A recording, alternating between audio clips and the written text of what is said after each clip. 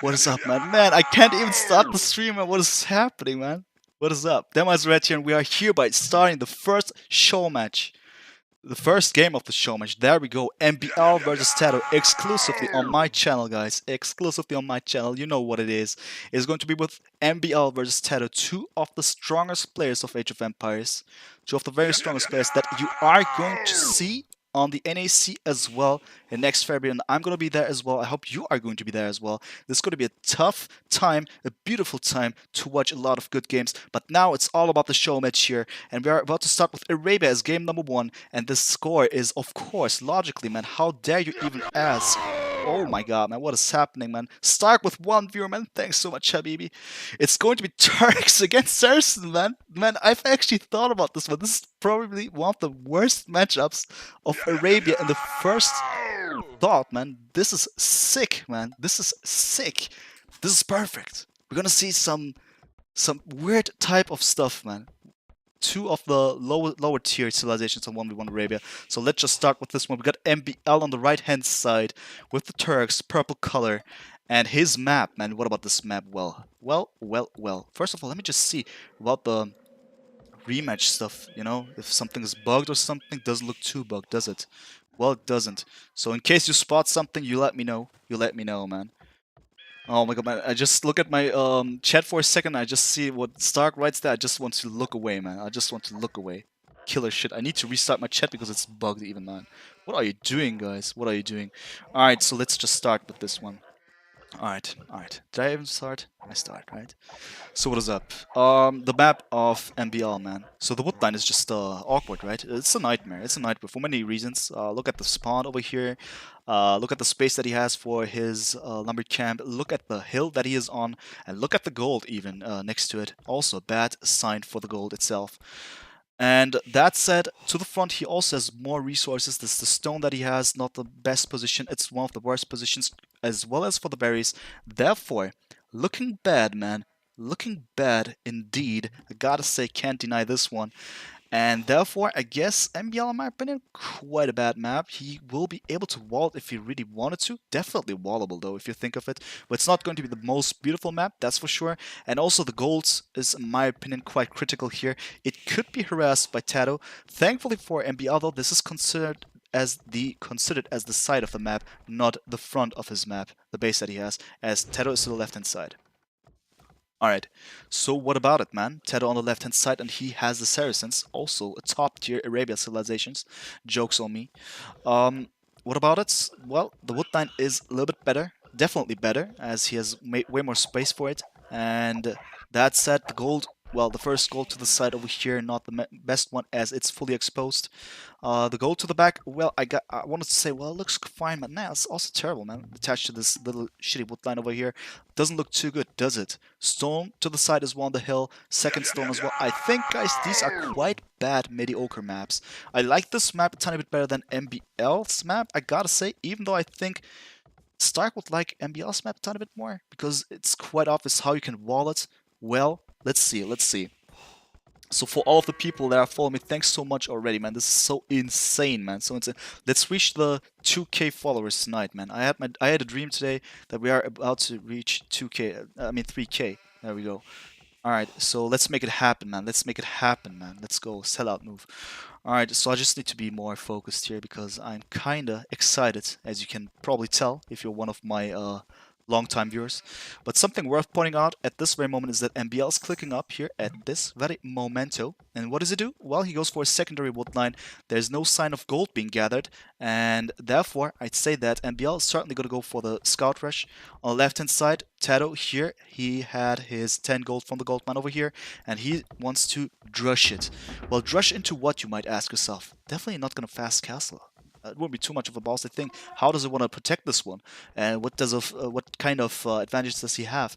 I think a rush into archers 25 pop, something like this, would be quite reasonable. But let's see about this one, because for now, the guys are moving. They're on the way, man. They're on the way. Hey, man, I will unfollow if you don't show your face. I show my face during the lobby simulator, man. Show your face, man. It's like a strip club with no tits. Guys, I'm showing my face during the lobby simulator, man. Isn't that enough for you, man? After the game, exactly. So something also striking here is that MbL is going forward, man. This is a strange move, if you ask me, man. Demaris, can you please briefly introduce yourself? Sorry, it's my first time on the stream. Alright, Mystery Man. What's up, guys? Demas Red here, and I am a caster of Age of Empires. I'm exclusively casting Age of Empires games, and yeah, what about me, man? What about me? I'm just quite new to the game. I've started streaming in April, end of April, and now we're here. I think we've reached a decent spot, and hopefully we go forward a tiny bit more as forward as MbL does currently, because instead of a scout rush or something like this, we rather see that he's being drushed, and MbL has switched his stance over here, because this is not going to be a drush into archers right away. I don't think so. This is certainly looking like a fast castle here with 26 villagers that he has, speaking of TaToH. Therefore, MbL actually adapting his strategy and going for a watchtower for the tower rush. Not a tower rush, just dropping towers. And why is that, you might ask yourself? Well, the thing is about MbL, if you provoke this guy, he's gonna want to screw you up about this one. Whoa, what the fuck, man? Fish, man, what in the world is happening, man? Thanks so much, man. 5 subs, man. This is way too much for me, man. This is way too much. I guess I'm gonna get called GG here. Joking, man. Alright, man. Thanks so much, Elfish. Thanks so much. Well, the thing I want to actually say about MbL is you can provoke this guy quite easily, which sounds like an insult, which is not the truth though. MbL is quite smart about it. What he does, man, is so hard to focus with this beautiful beat, man. There we go. So if you go for a fast castle, if you wall up, if you trush, he's gonna counter trush anytime, every time, because he's not stupid. He knows that he needs to do something about this one. He doesn't want to live with the fact that you might want to go for the next stage as soon as possible in order to harass and be superior concerning your attacks. And it certainly looks like TaToH is actually gonna go for, man, so many subs. Elfish, danke dir, Bruder. Vielen Dank, man. This is so incredible, man. This is the first time ever that someone chain subbed here. And yeah, man. This is sick.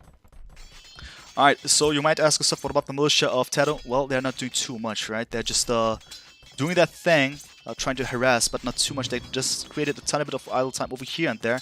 But most importantly, the KD, as you can see, is 1-0, which looks like not too much, right? But MbL certainly tries the best to apply more pressure and go crazy here, but it doesn't look too crazy all of a sudden, because what TaToH just accomplished over here is just that the towers are not able to be positioned much further here, and this is quite crucial as this gold is not being harassed enough. Therefore, I think TaToH is in quite decent position.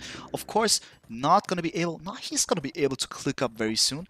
Currently, not even idling his TC, but probably now he wants to idle his TC just to make sure that he's going to skip. There we go, man. There we go, just selling wood and buying food. With this castle, with this market over here, of course, well accomplished here. I'm gonna go for a cast edge of 1728, not the fastest, but concerning the fact that he went for the militia and he didn't push the deer, well done, well done. So the problem for MbL rising here, this is going to be TaToH in the next stage. What is his next move going to be? He's going to fast castle into the archer range, in the crossbows, I mean. And that is quite of a nice way. With the Saracens, of course, you might say, well, they're not the strongest 1v1 civilizations, Arabia, but at least they got one of the broadest tech trees in the game, right? So you got options. And their archer line is not to be underestimated, man. Is this live or record, Red Devil? This is live, man. This is the best of 5 $100 show match, man. Oh my god, man. Margaret of Anjou, man. Welcome, welcome. Nice to see you as well. Big shoutouts to Margaret of Anjou. Live, and it feels so real, man. Exactly, man. Exactly. 141 villagers, 141 viewers, man. This is sick stuff, sick stuff. Sick stuff, man. So... Oh yeah, I even said it. He is everything. German, Turkish, French. I am born and raised in Germany. My roots are Iranian and Turkish. And I am... This French thing is that I just had French at school for a long time. I got my C1 diploma. Therefore, I'm able to communicate in French as well. But not doing it too much on stream. Unless, of course, someone nice like Eddie's popping up. And then we switch our conversations into French. Alright guys, so that's the current situation, and interestingly, MbL now going for the scale barding armor. Let's see about this next move of this guy, because he's not able to click up just now, not at all to be honest, he's just switching his idea. Just once again going for the scouts now, interestingly. And what does he try to accomplish with this one? Well, of course, trying to get a TaToH as soon as possible, but is that done easily? Well, of course not. TaToH currently now going up with a crossbowman, soon-to-be crossbowman, as well as a fletching incoming. And therefore, let's see. What is your name? Where you're from? Oh yeah, you've asked this one. I am from. My name is. Well, it's called Murat. Depends on how you want to say it. And I'm studying English and philosophy, man. How long have you been playing, man? I've played this game since it came out. Last two decades earlier, man. The 90s, end of the 90s, as well as the first part of the game, Age of Empires 1. But of course, not consistently playing. So I've just stepped in from a casual stance into a rather not competitive but competitive casting a few months ago. This game feels over already, man. says bro here, but I don't think so, man. I don't think so. Most importantly, now we see that TaToH is of course up there. His crossbowmen just have +1 attack, so it's not the most dangerous stance that we can see from TaToH at this very moment.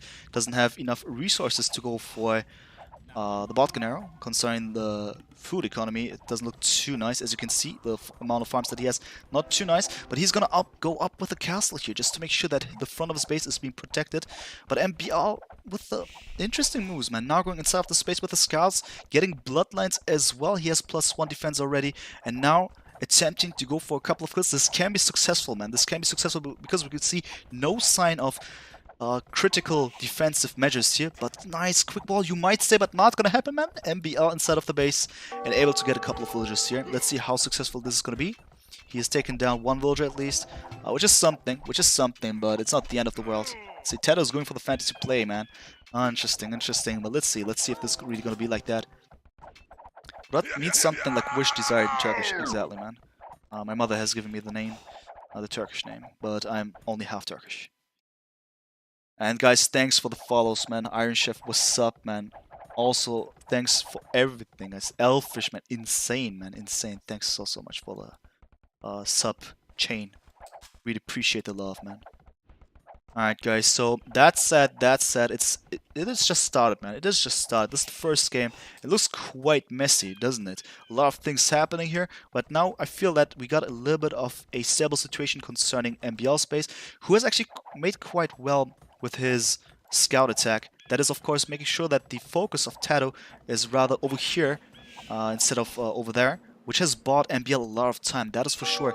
But this guy is still not clicking up. This is not gonna happen like this, man. This is quite interesting. I've watched a lot of MbL games in the past weeks, months, man. Especially in Legacy Hunts, I've seen what this guy is actually capable of doing concerning scout gameplays. And he's currently just fully committing into the scout. In my opinion, the amount of gold that he has, therefore not too much of a justifiable thing. But let's see, maybe he's going to utilize it in some ways. But currently the amount of villagers that he has on gold, let's see. The market, of course, is a sign that he wants to click up, maybe sell a little bit of gold and then go for the next stage. Let's see about this one, because the amount of scouts, man, the amount of scouts, scary. But he doesn't have forging yet, interestingly. There we go. TaToH's fast castle has not benefited him well. At least he has some kind of safety, you might say, but it didn't work out too well, did it? Because MbL was quite fast at concerning his initial attack. Let's see if the second attack is going to be successful as well. You also need to keep in mind that now that MbL is clicking up for the next stage, the strength of his scouts are going to be increased immensely if he just turns them into light calves automatically.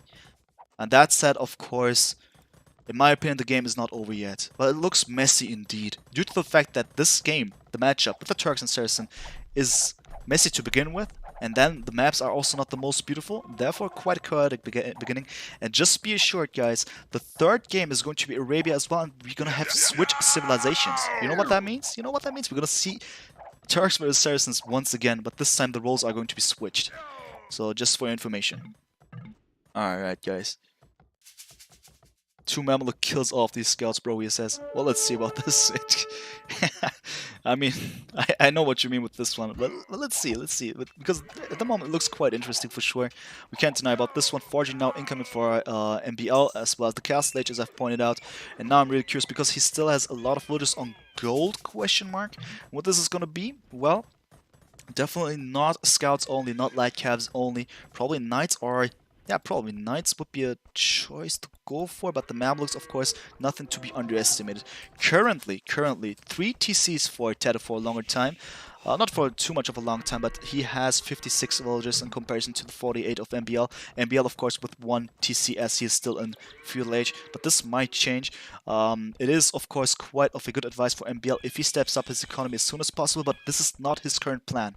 This is not his current plan. And why is that? Because he wants to commit here in this game as much as possible to lower the number of TaToH's villagers and maybe to balance out the situation, but at this moment, well, he is at least taking down 3 villagers like that, which is nothing to be underestimated. Just make sure that this gold is not protected for now, and TaToH is just stuck there with his 2 villagers on gold currently. Which is not true. He still has this gold, this 3rd gold over there, so it's quite safer than you might assume for TaToH. Just need to correct myself there for a second. Therefore, I think MbL is in a quite tough situation. He's gonna go for the castle at the siege workshop, an indication that he doesn't want to go for a 2nd TC just now, even though he has the resources for this one. The siege workshop, quite interesting. The castle, just to make sure that the front is protected as well. Interesting moves, man. Interesting moves. Interesting moves. Let's see about this one.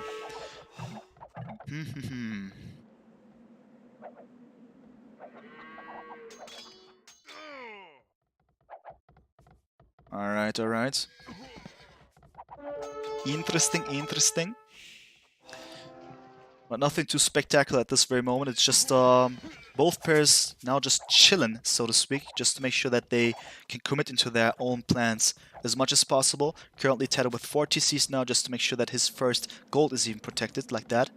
But I'm really curious about MbL's next moves. He's gonna go out with the mangonels, which is justifiable, and now adding Janissaries to the game. Quite of a ballsy action, if you ask me. Why is that? Because the mangonels, of course, will do well against the crossbowmen, right?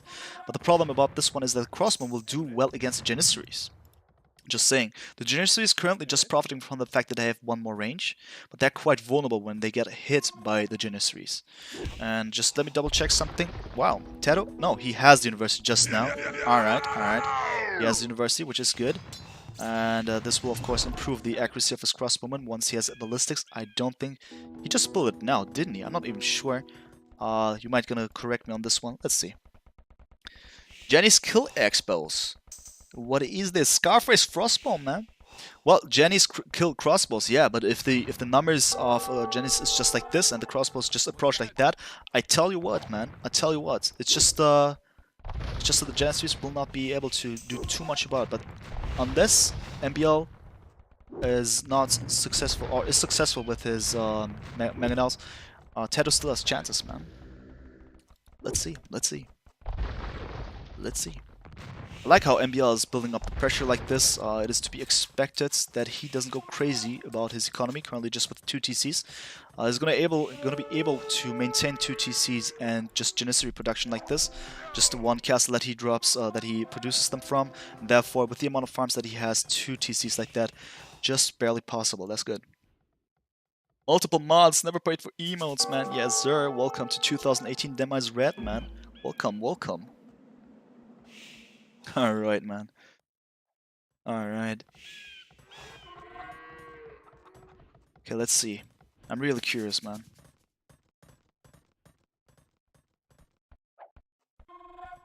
As you can see, MbL currently just retreating as he is aware of the fact that something is about to happen here on the bottom side of his map, but I'm not sure how far this is going to be a threat to his base. But he's going there, man. He's going there. Let me just show his POV here. Okay, they're not going to see each other just now. And TaToH is doing a lot of stuff on the market, isn't he? So what's that about? Well, all of his TCs idle, you all know what this is going to be about. This is about to be the Imperial Age being tagged for TaToH. And for MbL, he's not close there, not at all. So that's actually interesting. because what's going to be the effect out of this one? Well, TaToH is going to have the superior text to go for in the first place, right? So why not? Definitely worth going for that one. But the question is also going to be, how much of a save time does he have currently? Well, the guard towers, as you've pointed out in the chat, is something to think of, right? But I think that MbL should hurry up. He is probably quite good when it comes to score reading. Probably anticipated or just saw that TaToH has clicked up there. And going forward and going for the kills as soon as possible, quite a good move in my opinion. Just to make sure that TaToH is currently being punished for his moves here. But let's see.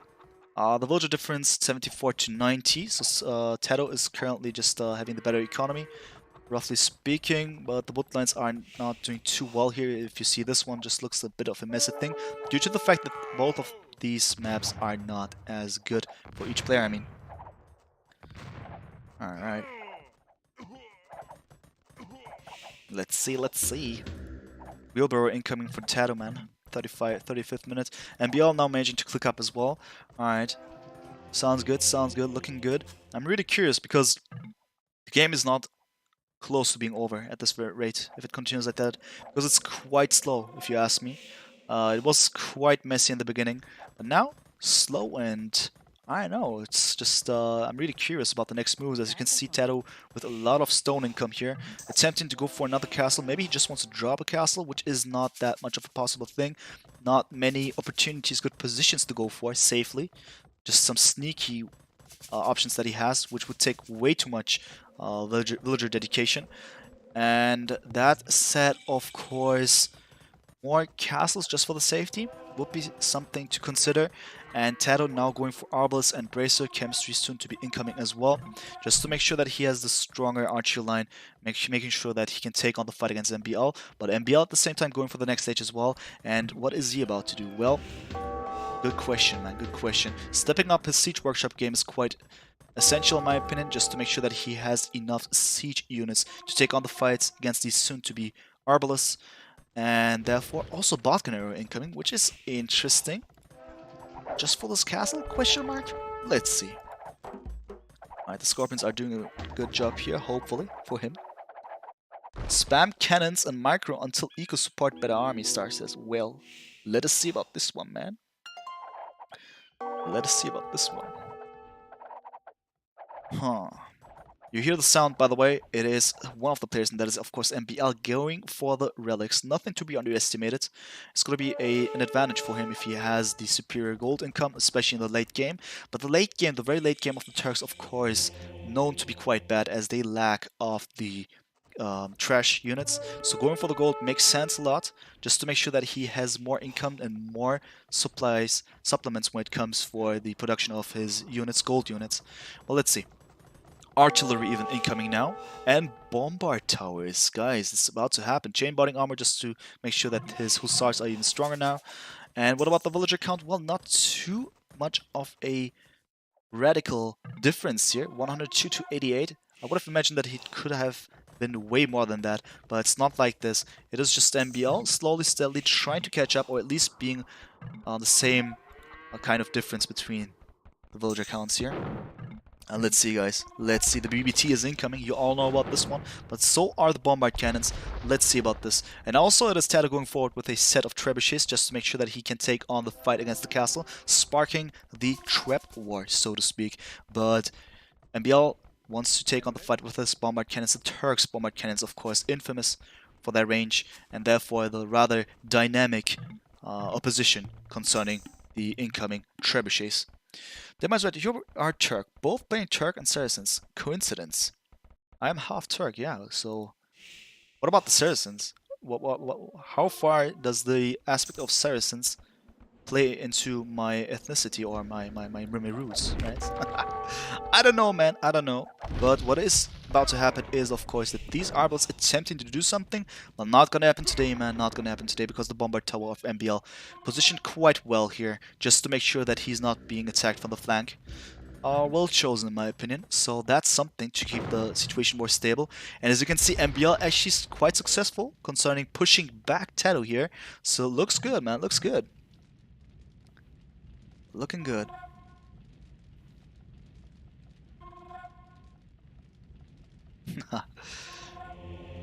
Yeah, man. Interesting stuff currently happening. Slowly but steadily, MbL is building up into something. Score difference is also something to consider. I'm just curious now. What about it? Ooh, TaToH, man. He knows definitely more about the map, and this is quite important also. Why is that? Because, of course, knowing about the additional resources on the map, quite essential, but something is being left out here. And that said, ooh, good stuff by MbL. Finding this one here. But it's also TaToH about to find out about this one. He utilizes his monks for the huge vision that they have, and also to make sure that he has more relics. Currently the relic count 2-1. It is MbL leading there, and he's getting a third relic, but also being chased by a huge amount of Arbalists. Not successful for MbL, but not the end of the world. Currently now we have most of the action taking place over here, I guess. At least military action. That is the trebuchets attacking the bombard towers here. So it's a back and forth, maybe, but currently just stagnating over there. Both pairs are just going for the maximization of their strength.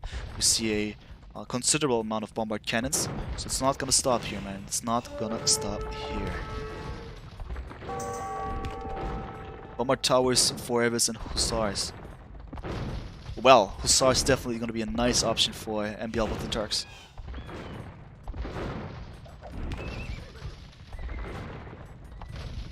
Let's see, let's see. So I'm just curious if TaToH actually found out about this gold. No, he still didn't. Unfortunate for him, but going for more gold is quite important as well. The cast has been taken down, by the way. This is quite important. Quite essential here for MbL and his next moves. As he's going forward now and going to take down this trebuchet. Quite a logical move, you might say. But not just not now. Interesting, interesting. Scarface first one, who is the organizer in this show match? I am the sole organizer of this show match. Yeah, man. The $100 I've raised myself as well as my viewers. If you're interested, I mean, if you, as in if the viewers are interested, just any of you viewers, and adding up to the money, just feel free to donate and tell me what I should do with the money, as in, should I just add it to the prize pool for the winner? Should I give the money to the loser? Or should I just invest it into the next show match? Because I'm not going to stop here. You are going to see more show matches of me, man. So just for information. And I'm going to take care of all the organizational steps, as usual. Alright guys, so as you can see, it's really stagnating. Not stagnating, but it's really calm at this very moment. And look at the villager counts. It is TaToH with 130, quite a solid number of villagers. He should be careful not to overboom here, which is quite fine with 130 if he just stops there. 112 villagers for MbL only. Quite, not too low, but still significantly different, lower than the one of TaToH. Let's see, let's see. Someone donate $150 for the loser. Yeah, man, let's do it, man. Yeah, that would be funny. That would be funny for sure. And guys, thanks for the follows. I'm gonna read out all the follows after this match. And then we're gonna step into the second game afterwards. But man, this is gonna take quite some time. At 3-2 relics now, it is MbL with a slight lead here. It's still good for TaToH that he has not allowed MbL to take the sole dominance over the beautiful relics, because that's something never to be underestimated, especially in the late game. As you all know, the more relics, the better. The more free techs that you could actually go for. Free as in you can afford just to go for them without being inferior concerning the economical and military usage of your resources. Can't wait for a follow alert spam after Viper host. Oh my god, man, this is gonna be sick. Like I said, guys, we need to reach the 2,000 followers tonight, man. 20,000 followers, man. We need to get partnered tonight, man. We need to get partnered, man. We need the 10k donation for the loser. We need to... yeah, okay, enough with the jokes. Enough with the cringe here. I'm just trying to fill in the gap, because at this very moment, guys, quite interesting to see that it's slowly building up here. This is quite interesting. Look at the map, how they're getting closer to each other step by step. It's about to be just one tower over here and one more castle over here until these buildings are starting to have a rather interesting relationship with each other. But now you can see that TaToH's not really content with the situation, trying to avoid the existence of more bombard towers, but so is MbL unhappy with the current situation, making sure that TaToH should back off actually. So it's quite interesting to see this one, and yeah, map control, man, map control. Currently TaToH has spotted this beautiful gold here and taken it over, has pushed MbL away. Furthermore, also this gold finally spotted by TaToH for a longer time. longer period of time. And TaToH now just going in with a cute little army of Arbalest. They're being taken care of quite fast. At the same time, in the middle, we got a little bit of a beautiful engagement taking down a trebuchet of TaToH. Quite nice, but also quite slow, right? I've pointed out this one quite a lot, but it's still interesting to see this one. So both players are not interested in going for some kind of risky all-in strategies. They just want to take over by dominance on the map. But this is also being decided concerning the distribution of the resources. And currently it is TaToH, in my opinion, with a rather much of a lead. There we go. He has more gold currently. This doesn't have to mean anything here, but he has more villagers on gold currently, 12 to 24 that is, which also doesn't mean too much if you think of it, but now that we have entered the late game here, 53 minutes, in-game minutes that we are, it is something considerable because I think that MbL will eventually run out of gold after some time. But he still has a lot of gold over here, right? And let's see about this engagement over here, because TaToH wants to drop a castle over here just to make sure that this gold is being protected as well. At least this area is being protected, but the Hussars are of MbL filled with rage, making sure that this is going to be delayed, but not too much, because the castle is going up regardless, as you can see. No trash units for the Turks. Late is so hard to MbL, yeah, but he still has 3 relics, which is not the winner, the game winner. I fully understand. But at the same time, look at this. MbL is not a stupid man. He's aware of everything and he knows when to attack. And he goes forward like this. Wait, look at all of these projectiles flying around, man. Flying around like it's nothing here, man. Sick stuff, man. Sick stuff. Going forward like this, but also facing an army of heavy camels with +4 defense, fully upgraded heavy camels by Saracens, man. Not a joke, not a joke. They can take care of the Hussars, but the problem is going to be after some time, of course, when there's no more gold. TaToH is going to struggle in theory, but still he's facing the Turks, so you all know about the Turks and their problems when it comes to the very, very late game.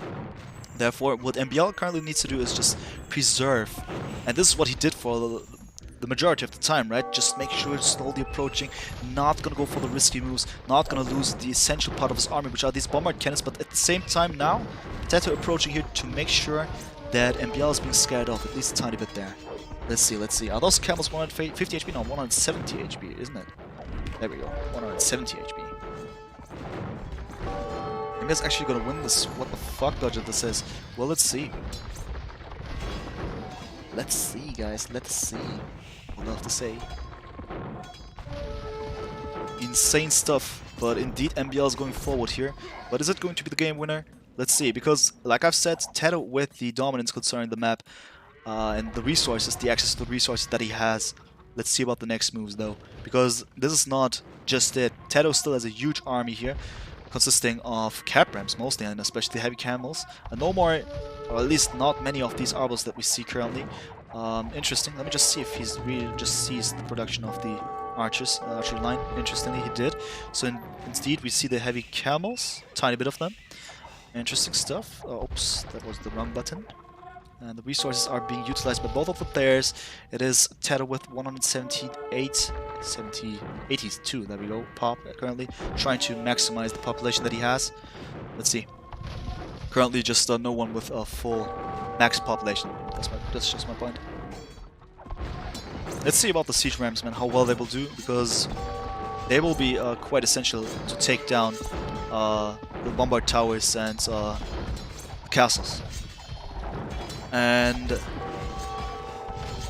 it's looking good, but at the same time MbL is doing his best just to hold on here, because if he just manages to take down the siege rams, it would be TaToH being forced to reinforce as soon as possible once again, and it just seems that it won't be just enough to take down this castle, it seems. Let's see.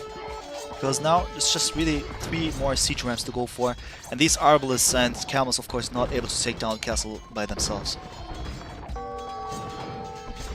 X-Orienter high, man. If this fails, MbL's advantage will be too big, Stark says. I think as well that there might be a momentum here.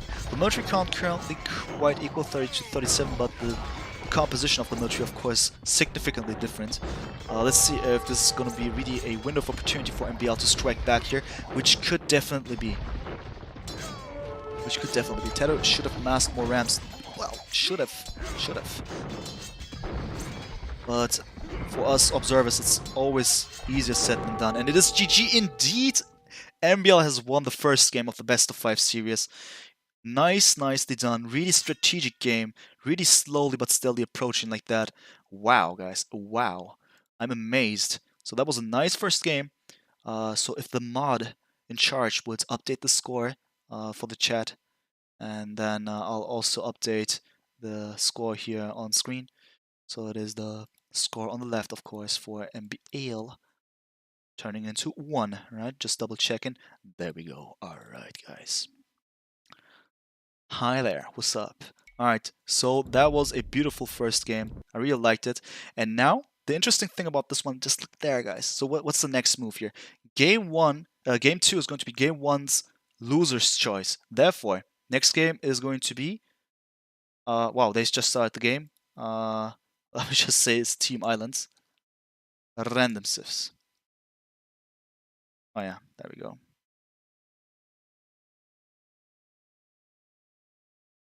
There we go.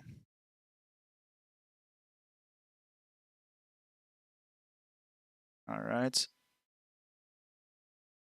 Okay, Team Islands Random Sieves, that's the case. And let me just check here a couple of things. Man, the chat, I'm not even able to catch up with the chat. The moderation was very entertaining. Thanks, man. Souvenirs for you, man. Thanks as well. Wow, so King Ormar Little, finally, man. I've always told myself if King Ormar Little follows my channel, I've achieved something here. Because that guy is all over the place, but also in the background. So thanks so much. Rock 2079, Mazin Robo, Stephen Ryu, Truck Punch, a nice name, Rainbow and Arrow. Mystery Man, Bath Tarantula, Taylor Jones, Taylor Gnolus, Thin Kinesi, Red Devil, Amilcar, 5 subs by Elfish for NN, Scotty, AOE, Gluttony, AOE, Uskan23, Black Panda, Gluttony, AOE. Wow, he followed me and received a free sub. That's some efficiency, man. Zarknog, Margaret of Anjou, Uncle Chips, Tejas Ravi.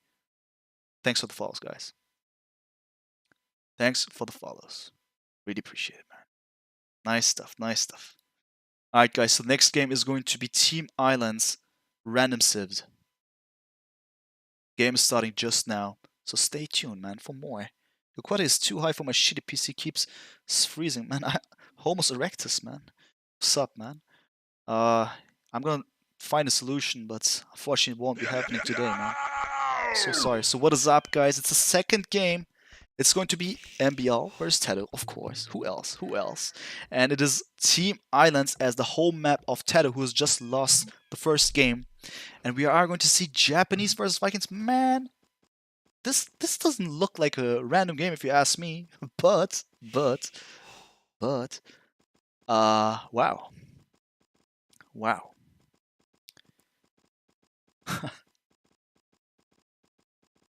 Crazy, man. Crazy. Alright, guys. So, what about it, man? What about it? And these civilizations are quite nice. I think the Japanese, of course, have a beautiful way to approach this game. With TaToH and the Vikings, of course, he is going to be a bit in a troublesome situation when it comes to the first part of the game. As with the Vikings and their efficiency on water concerning the fuel age. Oh my god, man. Oh my god. Probably picked Sis, but just didn't pick Italian, so we didn't suspect anything. Well, let's see, man. Let's see. It's a best of 5, man. Did they draft for the series? No, it's random civs for many of the games. It's game 5 with hidden civs. Game number 3 is going to be Arabia once again, and this time we're going to see switch civilization. So it's going to be Saracens versus the Turks again, and this time it's switch civs then, of course. But that time, not this time, no. Alright, guys.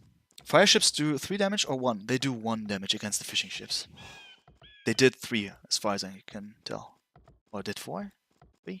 There we go. But now it's 1. So what about it, guys? What about it? Let me just introduce the player here. That is TaToH on the bottom right-hand side. And he has the Vikings, as I've pointed out numerous times already. Not being able to step forward with my way of arguing and presenting and casting. That said, what about his base? Well, something to always point out on water maps. still something to point out in my opinion is always the positions of the resources regardless, right? So you might think, okay, what about it, man? If the gold is to the right or to the left, well, that's not a difference. But if they're quite to the front, they might be harassed by something coming from the water. If they're too exposed, they might be in danger when it comes to landing. And when the woodlines, if the woodlines are badly positioned, walling all of a sudden becomes a mess in case one of the players is landing. And on this kind of map, landing is quite essential. This can happen. This can happen. And yeah, Scarface Frostborn, exactly. No fires for Vikings. This is going to be sick for TaToH. Well, let's see. Let's see. TaToH has chosen this map on purpose because this is for himself against MbL the choice to go for. He thinks that he might have an edge over MbL. I personally hope so. Yeah, you heard me right. I hope that TaToH will somehow win this one. And why is that? Because I want to see all of the games, man. Just for the sake of seeing all of the games. I'm not rooting for anyone specific because of sympathies. I love both of them, man. I love both of them. It was a pleasure to meet these guys a few months ago in Hamburg. But of course, I want to see a nice, entertaining game here and present it to you guys. So bear with me, man. Bear with me. And that said, well, I think it's quite important to point out that at least TaToH's base, TC, is quite close to the water, and he has some resources scattered around all over the place to the north. And for MbL, he has quite some gap between the water and his TC. Nothing to underestimate, so it's going to be tough for TaToH just to go for some water harassment or something like this. Just him being Vikings in the first place is going to be tough for him to have a kind of presence on water, in my opinion, at least in the feudal age, but this might change, man. A cart?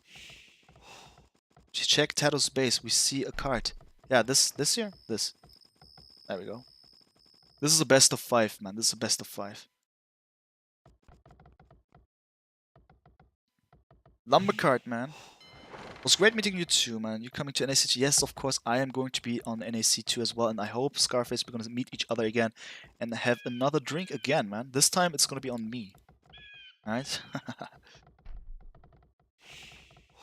Alright, guys. Alright.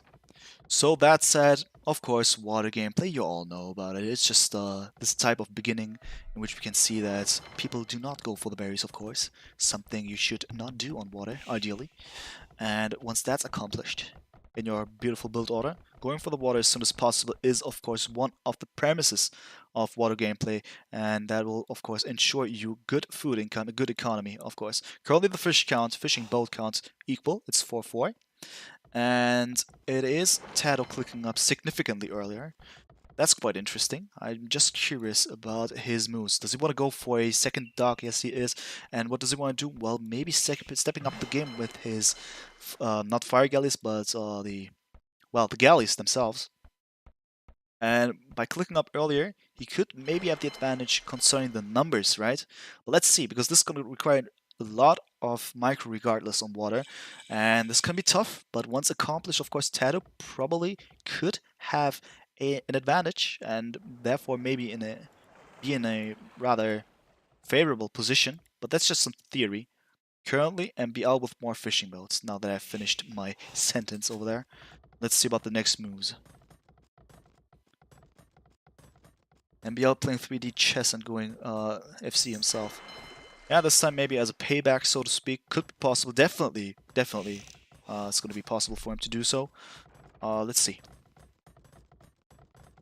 Then I'm really curious about the next moves, of course. Something I love to say, but it's also going to be quite significant and quite essential when it comes to the landing, because I am guessing that both of the players will play until that part of the game in which landing is a thing, in which the dominance over the own island or the opponent's island is going to be the decisive aspect to find out who's going to win this match and who's going to lose this match.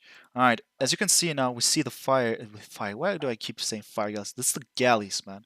These are just plain simple galleys. Being up there already, of course, something in the part of the plan of TaToH here, clicking up earlier and going for the water aggression. That said, still MbL not content with the situation and trying to answer with fire galleys of his own, and therefore TaToH will be forced to play it quite Spartan with a lot of micro usage of his galleys, just to make sure that he's not being taken down by MbL's army here that is now incoming. So as you can see, TaToH retreating for now, trying to reinforce with his numbers and then strike back ideally. But let's see how this is accomplished, man. Let me just keep track of the HP of the boats.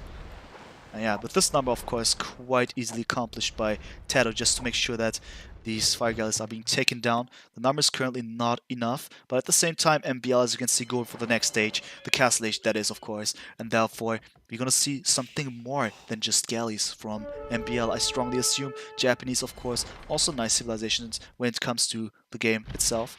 With the Vikings on land, for instance, I think they're quite limited to their Arbalest and then maybe their possible transition into Berserks or something like this. But against the Japanese, man, this is going to be a tough one because concerning the infantry, which is quite strong concerning or regarding just TaToH's civilization, right? I think the Japanese, of course, have a lot of answers to most, probably to all of the infantry of the Vikings. Therefore, let's see, let's see. I think TaToH should make sure that he gains the absolute dominance on the water, just to make sure that MbL cannot just land and just cannot have a successful way of being concerning this whole match. Let's see, let's see. Galleys indeed with fletching here, just to make sure that the number of fishing boats is being reduced constantly. Currently 4 fishing boats for MbL. The remaining ones are now retreating, going to the back. Let's see what they are going to do. Quite a fast FC. Stark says, well, I gotta say, man, of course with the help on the water, nicely accomplished indeed. Nicely accomplished. But also worth pointing out that these guys don't have loom. Also something worth pointing out for TaToH, for instance, he has loom. MbL sold stone? Could be, I cannot tell. We could just check the market prices, right? But I'm not familiar with that one here. As you can see, stone buy 169, sell 91. You do the math.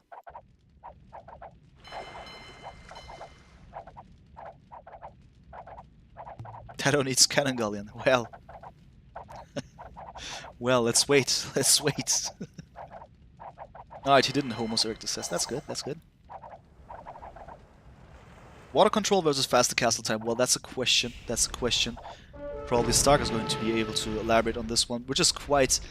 I mean, if you just think through it, what about it? Is it worth to go for the water dominance, or is it worth going for the faster uptime for the castle age? Well, let's see how successful the water dominance of TaToH is really going to be. Because currently he is dealing with the army of MbL, which is very much needed if MbL wants to go ahead and maybe drop something here. He's now attempting to add another dock question mark. Let's see about this one. Currently we see no single transport ship or something like that. FC could result in water dominance. Yeah, true, true. Well, let's see how this is accomplished. Fire ships currently. And they will of course be troublesome facing the galleys, just the galleys of TaToH, who is now being pushed back immensely. I really hope that this guy is not gonna give it away just like that. But of course with the Vikings, tough, tough. They should be aware of the fact that they can call the rematch, but then I didn't clarify if they would get new civilizations. I don't know about this. They could have asked me though, then we would have negotiated beforehand, but they didn't call rematch. So TaToH is sure about his choice, but at the same time you can see that he currently has lost control over the middle of the water, and therefore now it is just TaToH going for some move over here, but I'm really not sure if it's gonna work, man. Fireships need splash damage and less damage, huh? Interesting. Interesting, interesting. TaToH now about to be in the next stage. At the same time, it is MbL who's going for the improvement of his economy. As you can see, he's adding a second TC. Man, this is going to be tough, man, thinking through it. You need a castle to make longboats. Not that I know of, no. This looks like a GG Civ. Huh. Let's see. If TaToH was to survive and strike back, he could make use of the strength of the Vikings in the past the castle age. But let's see how this is being accomplished. You see a monastery going up, by the way. Monastery. Huh. 2 TCs. Okay, I dig that. I mean, 2 more TCs for TaToH and just a second TC for MbL so far. But yeah, it's definitely the dominance on water for MbL. Gonna be tough, man. Gonna be tough.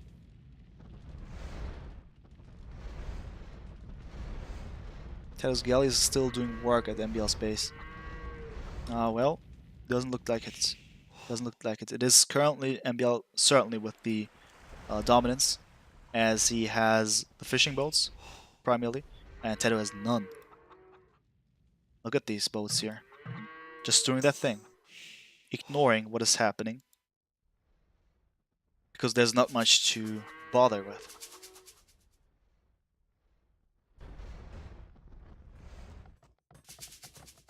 So Souvenir says TaToH stopped fishing because there is so much microplastic in the sea. Well. True indeed, as you can see, the farms are up there. And for MbL as well, but we can see that it looks quite nearly the same. Oh no, not the same. Definitely more farms for TaToH now. He could step up the game with the economy of this, but then the question is, how does he want to actually approach attacking the Japanese, being the Vikings? That's a tough one. That's a tough one indeed. Because I think, as I've said, on land, Japanese have a lot of answers to the Vikings. Therefore, I'm quite curious about TaToH's plan here. What he wants to go for. Like I've said, we just see the monastery over here, and he's producing more monks just to get the relics here. Just to make sure he has the gold income as soon as possible. We'll go for another one. There's another relic over here. But at the same time, he's being surrounded by MbL, who's currently circling around the island of TaToH. Arbel's siege ram are better than Japanese, huh? Yeah, to be honest, yeah, that's pretty much it. But other than that, I see little choices for the Vikings to begin with against the Japanese, because everything else will be just simply answered by the Japanese quite in a quite a satisfactory fashion. That is, right? To sound fancy here, but yeah, man. Let's see. Both pairs, man. Both pairs, they know what they do. And I hope, man, I hope that TaToH will somehow prove us that he has what you need to have in order to take on the fight now. MPLH incoming for TaToH. Man, this is looking sick. Is he gonna go for more monks? Well, at this very moment, he's just grouping them up here and probably gonna go for the landing. But what then? Does he want to go for monks and siege? Question mark. I am not sure if this is gonna be something favorable here.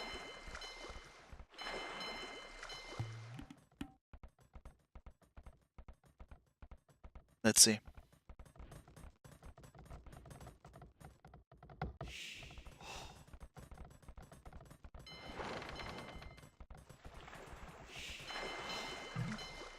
Pure longboat for a start, I guess, huh? Yeah. War galley even incoming. So what about that? Well, making sure that he has the upper hand on water again could be one choice, that's for sure. But MbL is going for the next stage as well, so there is a clock ticking against him concerning the choices of his on the water. What TaToH needs to do is yeah, pretty much what he does here at this very moment then. Just making sure that he has the control over the water again. This would, of course, be bad for MbL, as then he could not just go for the finishing blows against TaToH that easily. Now I'm curious, man. Now I'm curious. The longboats are now on their way. This is gonna be sick.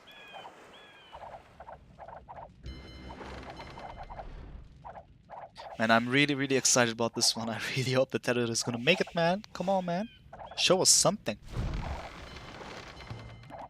And you can see careening is incoming for MbL. You all know what this is gonna be about, man. You all know. Just check something here. Currently no transport ships. That's dirty longboat. Huh. Fancy? I think they're fancy, man. Alright, so let's see. Really curious.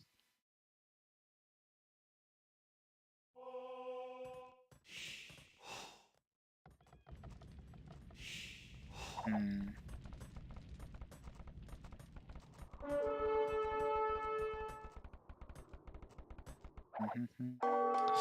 Well, MbL gonna castle somewhere, huh? Well, he has enough resources, that's for sure. Therefore, let's see about the next moves. Because currently the economy is quite equal of both pairs. At least concerning the strength of the economy, villager-wise. It's just TaToH slightly leading there. Military count looks better for TaToH, so he has the chance to have the upper hand on water. But at the same time, MbL is going to go for the fast fire ships. Therefore, he's going to be able to engage here. At least that's his plan. Let's see how successful this is going to be. TaToH needs a castle by his docks ASAP to protect versus fires. That's something to consider for sure. As I've said, TaToH is closer to the edge than MbL, who has a quite convenient position for sure. Now let's see. Because it is MbL pushing the fire galleys away, and now he's being encircled, man. Look at this mess. Look at this mess.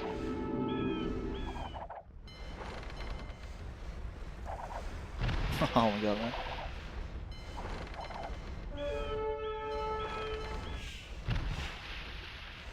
Oh my god. Oh my god. Heavy demos? Well, could be late for sure. Let's see. Let's see. This is really, really one thing to consider here. Elite longboats even incoming. Okay, okay. I dig that. Now we hear the sound of the castle over here. The Japanese castle.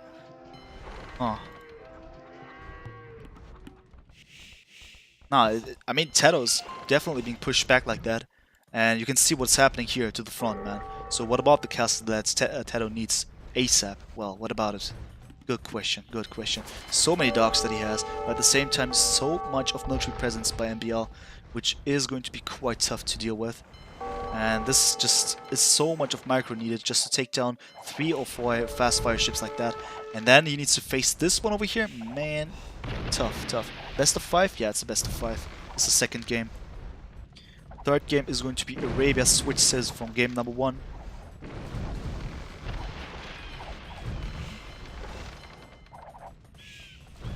Roma is burning, man, yeah.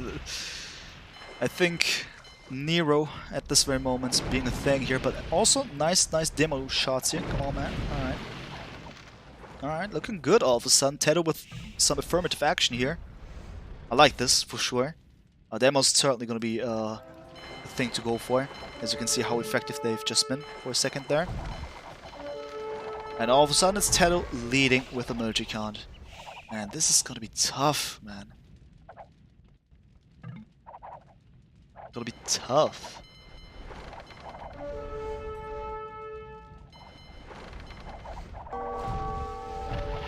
Man.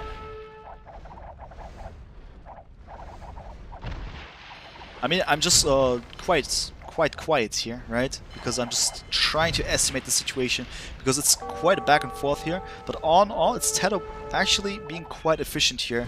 Now that the number of elite longbows is quite nice, to be exact here. And that looks good, but at the same time, you see MbL is going to go for the scale armor. Scale mail armor, I'm sorry. So what are we to see? What are we to see? Just a second castle.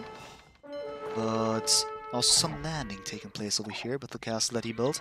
And that said, we see even a second castle on the map of TaToH. Therefore, tough times, man, tough times.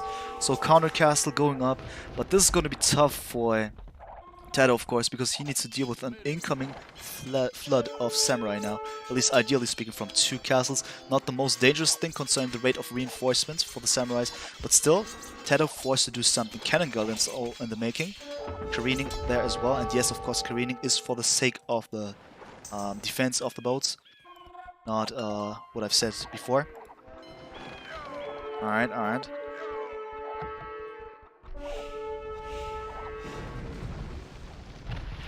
Alright, man, you can see it here, man. It looks quite efficient, man. TaToH's doing some good job all of a sudden. Because now we're past this time, right? For a longer time, of course, period of time, in which the Vikings were inferior on water. But now, man, look at this. The number of longboats I really like here. And it is MbL not being successful with the moves all of a sudden. So his chance now that he has is dropping 3 castle on the island of TaToH. And then going for some samurai action. But is it going to be successful? Let's stay tuned, because you can now see that the longboats of TaToH are circling around the island of MbL as well, and therefore we might see some action on both sides. But now the trap war is started. It is MbL with the first hit, and currently TaToH not engaging here. He has Stonewall over here, which is quite important, of course, quite essential, and he's now about to answer with his own set of traps. Man, now both players need to be really aware of the next moves here. And what I mean by this one is because there are two fights now, on water and also on land. On water looks quite good for TaToH, but on land it could be MbL winning if he does correctly, but still it is the home base of TaToH. He's here at home, so you might have enough chances, enough buildings to go for in order to answer adequately, and going for the Arbalest, to fully upgrade Arbalest, just missing a couple of defensive upgrades there, is of course essential to take down samurais like this. Let's see, can repair because out of resources. What does that mean? Well, as you can see, it is MbL running out of steam all of a sudden. Nice, nice. Guys, it certainly looks good for TaToH if you're not aware of this. Well, I was just being quiet about it, I'm just being dead honest here. Man, this is my show match, right? I need to be excited, I need to be nervous, I need to be really thinking about it, man. Whoa, nice stuff for the basket gates. Is it gonna be... Oh, it's not gonna be as efficient. But still. TaToH can hold on here if he does correctly, but also the samurais are doing a good job here, which is super unfortunate. Just with one castle, of course, not enough, and also no stone left, which is bad for TaToH. He might lose this one here, at least to this very side. But the amount of longboats, man, oh my god, man, nice debated. Let's see.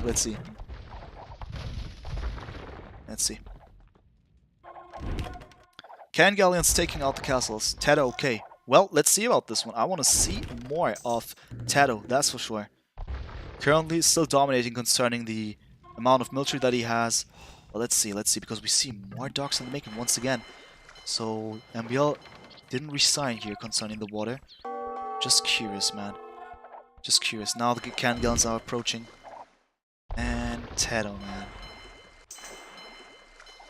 Nice stuff. Go Spaniard, huh? Indeed, man. Indeed. Alright, this set of samurai though. Wow, look at this. And also, these arbals are not to be underestimated, of course, with the function of these gates being a way to block off these samurais. Nicely done. So MbL is not able to just go forward like that. And the cannon galleons making sure that these castles are being taken down. Once that is accomplished, of course, MbL won't be able to reinforce with the samurais that he has. And now he needs... Oh my god, man! Oh my god! This is incredible. This must not happen, man. Oh my god. Really? Really? Really, guys? Really? Wait a second. This was one single trebuchet, right? This was one trebuchet. This... I can't believe it, man. Wow, MbL, man. Sick stuff, man. It was a trap cut, yeah, man. Wow. And now the samurais are inside, of course, damaging the economy of TaToH immensely here, lowering the numbers step by step. It's 120 villagers. I mean, MbL had the upper hand concerning the economy in the first place, but, I mean, just a villager count-wise, right? But TaToH needs to make sure that he needs to keep these guys alive. So going for blocks like this is going to be essential. Man, this is going to be epic, man. Block it off, man. Block it off. Are you kidding me? Oh my god. Oh my god. Masterpiece indeed, man. Oh my god, TaToH, man. Oh my god. No. Again! I don't believe it, man. Whoa, he's playing with the fire, man. Dude, stop taking the wood over here, man. There's only 4. Yeah, man, go away. Go.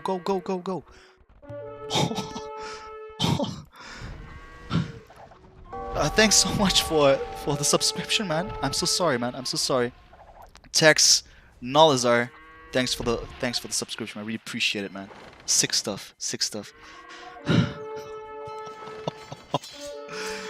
Man, this is unbelievable. Because the thing is, there are no more castles, man, as you can guess, due to the fact that these cannon gallons did their job, right?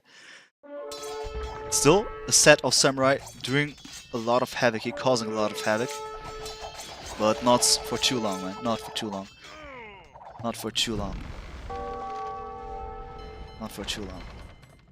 He's gonna leave one wood there just in case, man. Yeah, man. Yeah, yeah, yeah. Wow. Look at this mess. Look at this mess. Execution, man. Execution. So now the question is, what are the chances of each player? Well, at least TaToH has made sure that MbL is not able to engage anymore, at least on his islands, right? But TaToH needs to go forward and go for something, man. Go for something. Another landing incoming. A lot more villagers to be incoming. And it is TaToH realizing the situation just now, man. Alright, he has everything under control, you might say. Let's see how successful this is going to be, because the Arbors are incoming as well. Making sure that these villagers will be welcomed really dearly, really warm-heartedly. Let's see. Someone should just do Harakiri. Yeah, man. That looks way more epic than it actually turned out to be here. But this one, man, this over here, I mean, this is epic, man. This is epic. Man, you can't believe how sweaty. Them eyes are sweaty, man. I couldn't believe my eyes, man. I couldn't believe it. Alright, so I think slowly but steadily TaToH has everything under control once again. You might say there's still a couple of samurais strolling around, but they've been taken down like that. And now it is about TaToH going forward then and finally landing. But it is, of course, MbL being unready for such a long time. Technically speaking, this guy could just go for pretty much anything. He has so much stone, man. So much stone. He could definitely drop a few more castles, and he certainly has the ambitions to do so. Samurai and also a couple of villagers here looking quite suspicious, and you see it, MbL's building another castle. Where does he do so, man? Oh, there. Another. Oh my god, you are kidding me. Oh my god. Longbows are the best con for samurais. I learned today. Yeah, man, that's the moral that we get, the essence that we get from this game, man. But this could be tough once again, guys. But at the same time, man, TaToH has this watchtower over here. The outpost, I mean, sorry. So he can actually hurry up. And do you think he's going to be able to take down this, deny this castle? Let's see about this one. TaToH's keeping everything stable, man. Alright, alright, alright, man. The castle's... Is it going to go up? It's going to go up, isn't it? Don't tell me it's not. Don't tell me it's not. It's not going to go up. It's not going to go up, guys. These are... Okay, this one is not a castle, alright? This is Siege Workshop, but still. Alright, well denied, well denied. Well denied. Man. What a fight, man. GG. There we go. Was I spec kicked? Was I spec kicked? Because the game just ended like this, man. Wow, it is 1-1, man. Unbelievable. GG. Alright, just updating the score. Just updating the score. Just hoping that my beloved mods are going to do the same as well. And yeah, alright. So now Arabia switch civs from game 1. So what was it again? It was Turks by TaToH, right? In the first game, and Saracens, yeah, Saracens. So TaToH, Saracens, and MbL, Turks. Exactly. Wow. Guys. Masses, thanks for the follow, man. Sonoro, man. Yeah, man, that's true indeed. MbL was Turks? Oh, no, the other way round, of course. TaToH, Turks, and MbL, Saracens. You see, I'm a good caster. I'm always aware of what is happening. I can't even recall what has happened in the first game, so to speak. Alright, they can't reach that anyway. No? I'll just write Arabia. I'll just write MbL private. The game has started though. Let's see. Oh shit. Oh no, it's fine, it's fine, it's fine, it's fine, it's fine. Alright, I'll just messed up. I'll just annoy the shit out of MbL probably. Alright, so what is up guys, what is up? Let me just check, it is fine man. These guys, they think I think that they are stupid man. Shame on me. Hi man, where are you from? I'm from Germany man. I'm from Germany. Germany. Alright guys, so what? Broadcasting indeed, man. It was because the second game was so epic. You had no memory. Yeah, man. This was so epic. I can't even realize, man. I just had to go for the next game because MbL was hurrying the f up here, man. What is up, guys? Game number 3 incoming here. It's the score currently 1-1. We're definitely gonna see a fourth game, which is going to be on Gold Rush. But let's take care of this one later because now it's Arabia. It's the payback time. It is once again Saracens versus Turks, while the higher tier civilization is on Arabia, of course, as you all know. That's actually quite interesting because my first show match with Stark and Melkor, we had Vietnamese versus Gauss, which is also top tier civilization matchup on Arabia, if you ask me. Therefore, maybe turn down the skulls. Maybe turn down the skull speed a bit jarring. Alright, for my beautiful beloved, okay, beautiful sound a bit odd here, right? For my beloved TD Stark, and I'll of course go down a bit, like this. And man, this feels so slow. Just a little bit more. Alright, let's do it like this. So what is up, guys? What is up? Like I've said, 1v1 here, game number 3, switch civs, MbL on the left-hand side with the Saracens, and what about his map, man? What about his map? Well, gold to the side here, doesn't look too much of a super crazy thing, right? And furthermore, safe stone to the back, let's call it safe. The berries I don't like, especially because look at the position, man. Look at the position. Also, pay attention to what is happening over here. MbL is pushing deer, my friends. MbL is pushing deer. The woodline is fine. You can work with this one, but the front is fully open. The front is fully open. Therefore, this gold is not as good because you need to go for some kind of wall, some TC wall to secure it, let's say. Therefore, once again, messed up map here that we see at least for one player. In case you forgot about the first game, right? Alright. Team colors, please. Is it that much of a bad thing for you? Purple versus blue? I think it's fine, isn't it? Yeah, there we go. Is it better now? Let's do it like this then. Alright. MbL in blue then. Alright. Colors fine. That's okay. Let's try it out with. Then let's do it like this, man. For fuck's sake, guys. What is it? Nah, I'm kidding, man. Alright, let's do let's do team let's not do team colors. Let's not do team colors, right? I like purple anyway. There's a specific player that's takes purple. Therefore I dig that. Dead on the right hand side, and let me just see, look at this one first of all. Let me just see. Ooh, well done, well done, well done, TaToH. Well done, TaToH. Well done, TaToH.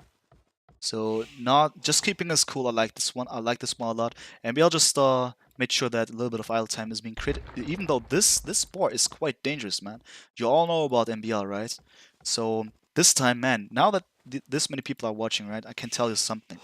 So a couple of months ago, I've met MbL in person, right? We had a nice conversation. Turned out we are actually cool with each other. And that said, I just had a question about his philosophy in this game, right, on Arabia especially, because in my opinion, dead honestly, MbL is my favorite 1v1 player on Arabia, right? Not gonna say that he's the best player on the board, but he is definitely the best, for me, the best on 1v1 Arabia, for many reasons, But my point is just, I was really interested in what kind of justification he has concerning the laming, right? Many people say, man, that's so lame and whatnot. The thing that he presented to me is, well, of course, it's annoying your opponent, it's giving you an advantage, but at the same time, you are losing HP on your scout, man, which is nothing to be underestimated. This is not arena in which you can just have a low HP scout and then heal it later on, Eddie style, right? This is Arabia, man.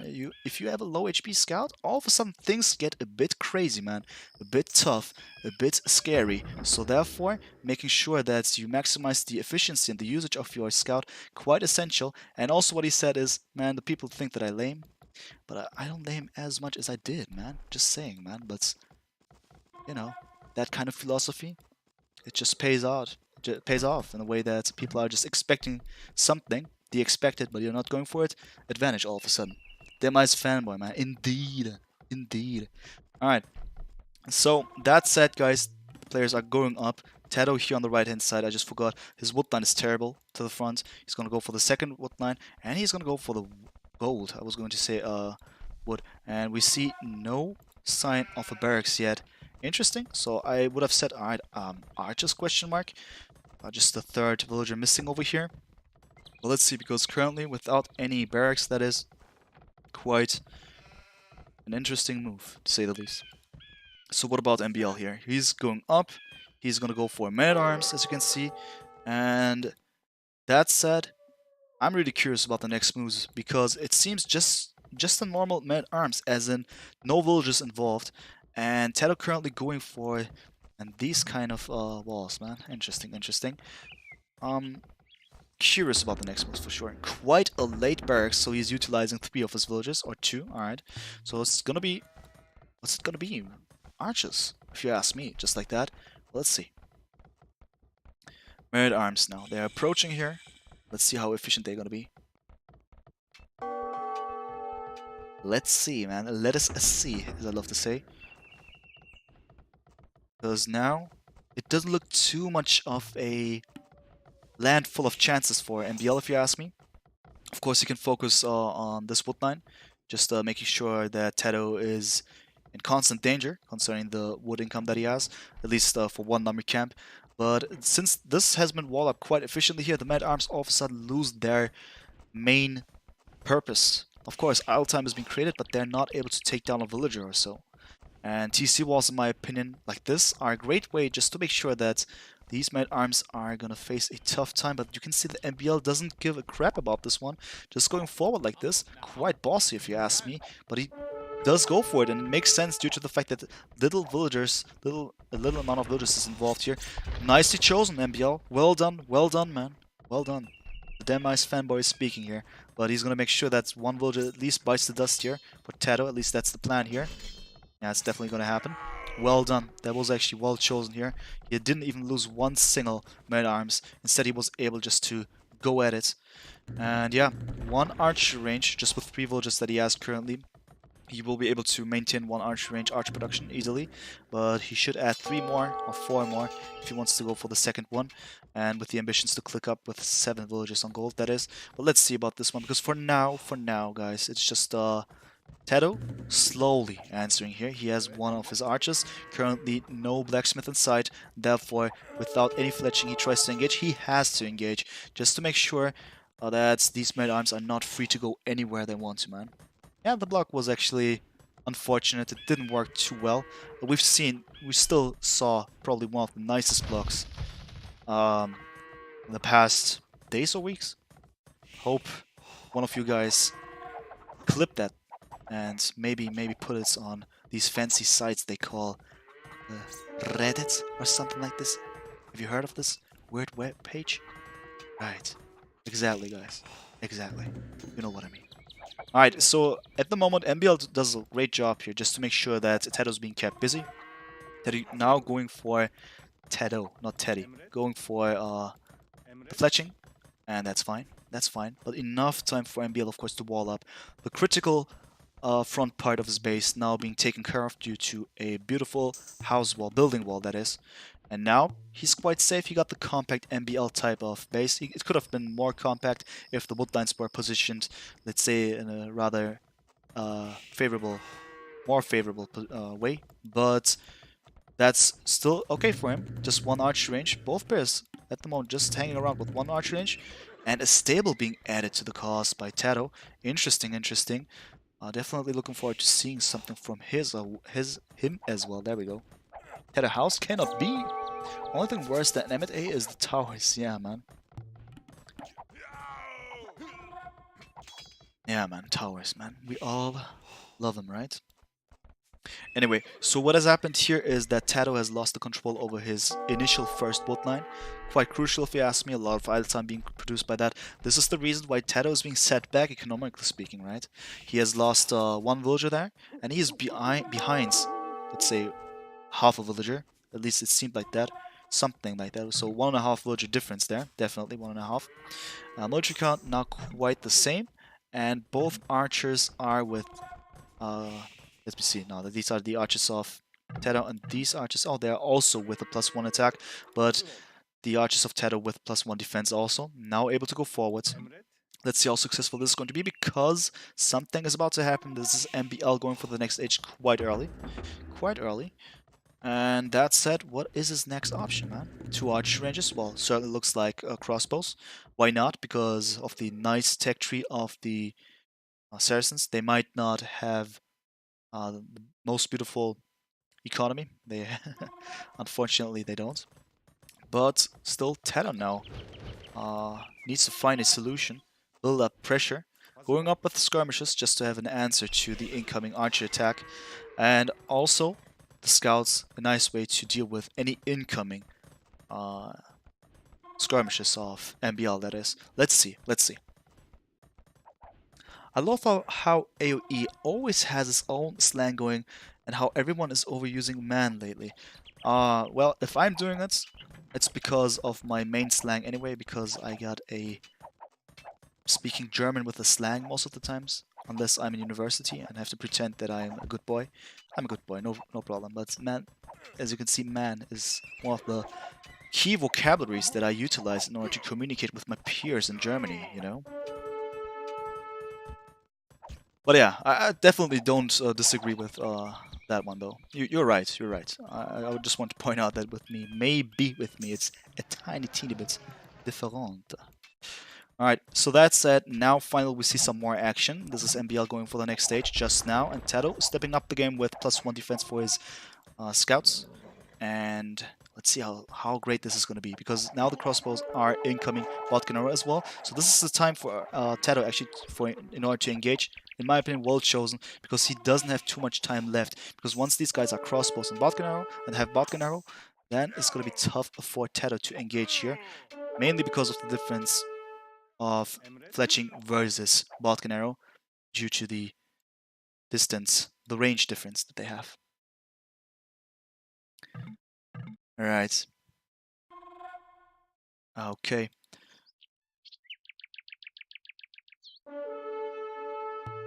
Let's see, man.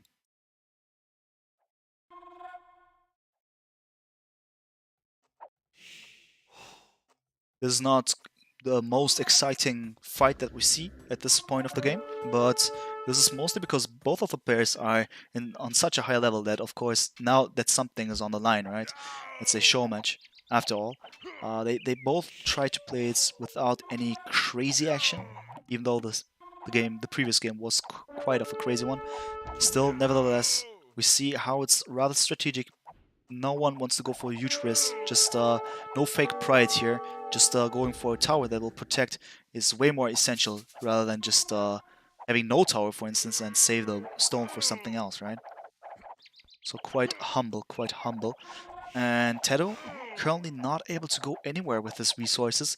He has a lot of wood flooding around, and that said, doesn't utilize it at this very moment, and therefore I think that MbL does a great job here currently, because in my opinion he is way more efficient with the resources that he has, with the economy that he has.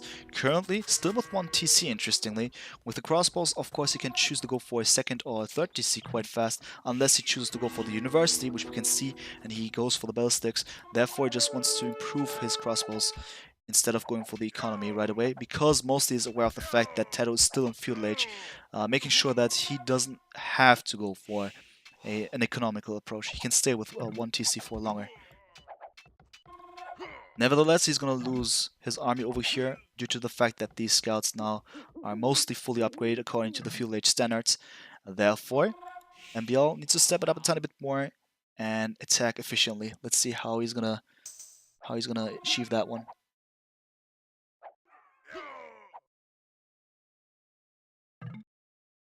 Alright, guys. And this scout is making me anxious for a longer time. Just saying. Hope I'm not the only one.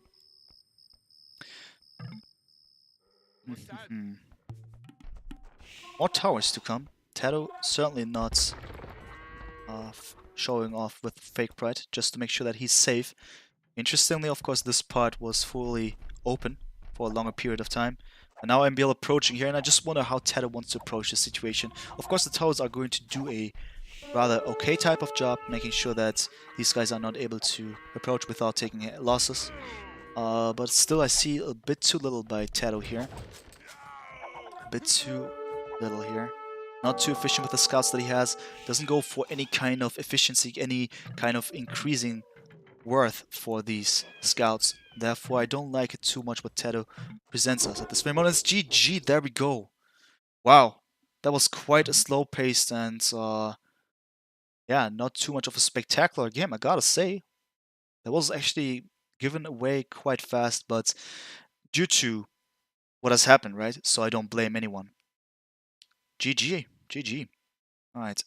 So I'll just update it here. Score is now 2-1. That said, let's go back, guys. Let's go back and spark the next game. And this is gonna be Gold Rush Random Sifs. Just double checking here. Yeah, it's Gold Rush. Let's a go, guys.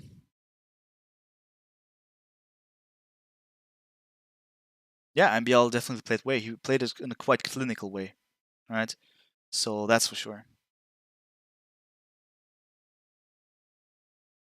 The map was bad, but also I didn't like the map of MbL neither. But MbL did well by just going forward and keeping TaToH busy in order to just compensate it and just making sure that it's just not much of an opportunity for TaToH to strike, right? 26 Demise Reds, man, that's for sure. 5 of which sponsored by Elfish. Nice. The cam has such a good quality. Nice, man, thanks. Alright, guys. Let me just double check if everything's correct. Looking good, looking good. Looking good, guys, looking good. Alright. So what is happening, man? Game number 4. This was quite fast, I gotta say. And this time we are on the home map of MbL, so to speak, Gold Rush. You might think, alright, MbL, crazy guy. This is his choice. He's gonna be ruling as much as possible. It's also TaToH being quite strong on this type of map. You might know him, you might know of him. Also, before his time with Tyrant, so before Secret, even before Tyrant, he was known to be quite strong on this type of map, as he's known to be quite of a good tower player, man, for many reasons. Therefore, let us see, man, let us see.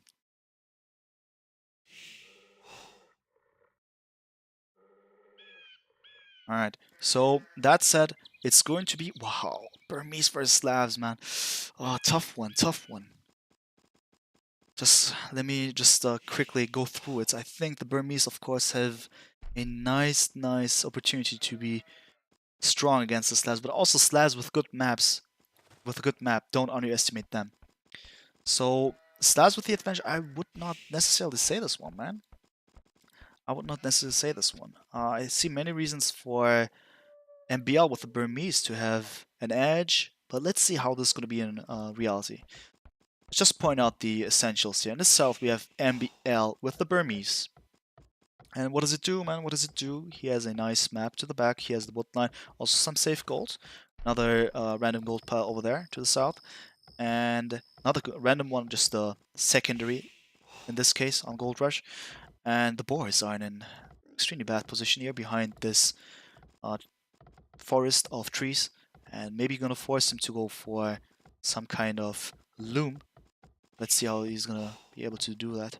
Or if he's just gonna use his scout for that one. Let's see. MbL likes this map with golds in the middle. He's good at those, that's for sure. Kulala. He's good with them. Let's see how good he's gonna be with this boar lure, man. Was there a quick game or rematch? Yeah, man, it was a quick game. Oh. Just in time, man. Well done, well done. Alright, TaToH here in the north, and he has the Slavs. Man, these berries, man. These berries, just worth pointing out, man. The berries of MbL to the side, and these berries, man. Oh my god, these are one of the worst berries I've seen. Gotta say. Also, okay, the woodline is fine. The gold, I don't like it too much. This gold also not too much of a protected area. Therefore, I think TaToH has a quite of a bad map. Definitely worse than the one of MbL, if you ask me. And this will give MbL a nice opportunity to actually go for some good moves here, which of course is not something that I want to go for, hope for at least. I would like TaToH to win this one just for the 5th game, man. Just for the 5th game. The forest of trees, man, exactly. I mean, it could be a forest of something else as well, right? TaToH would re this in serious tournament. Well, I wonder why he doesn't re, right? They know that they can re, but they didn't. I really wonder. I've presented them the rules. They must be fully worth it. And let me just check my messages. No one has written me. I didn't get a single message from TaToH or something like that. Therefore, and there are also no bugged resources or whatsoever. So this has been a clean, re-less game, so to speak.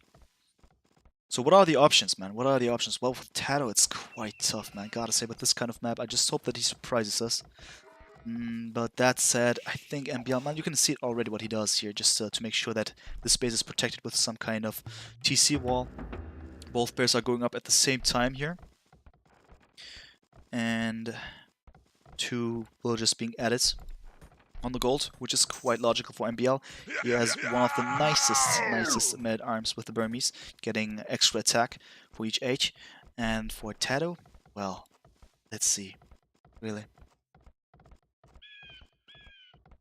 Yeah, $100 are serious enough in my opinion, but it's his choice, man. It's his choice. Maybe he is confident enough, man. Never underestimate these guys. So both pairs are going for the men-at-arms. Quite expected here on Gold Rush. I just want to see how this is going to end up, man. How is this going to go? Man.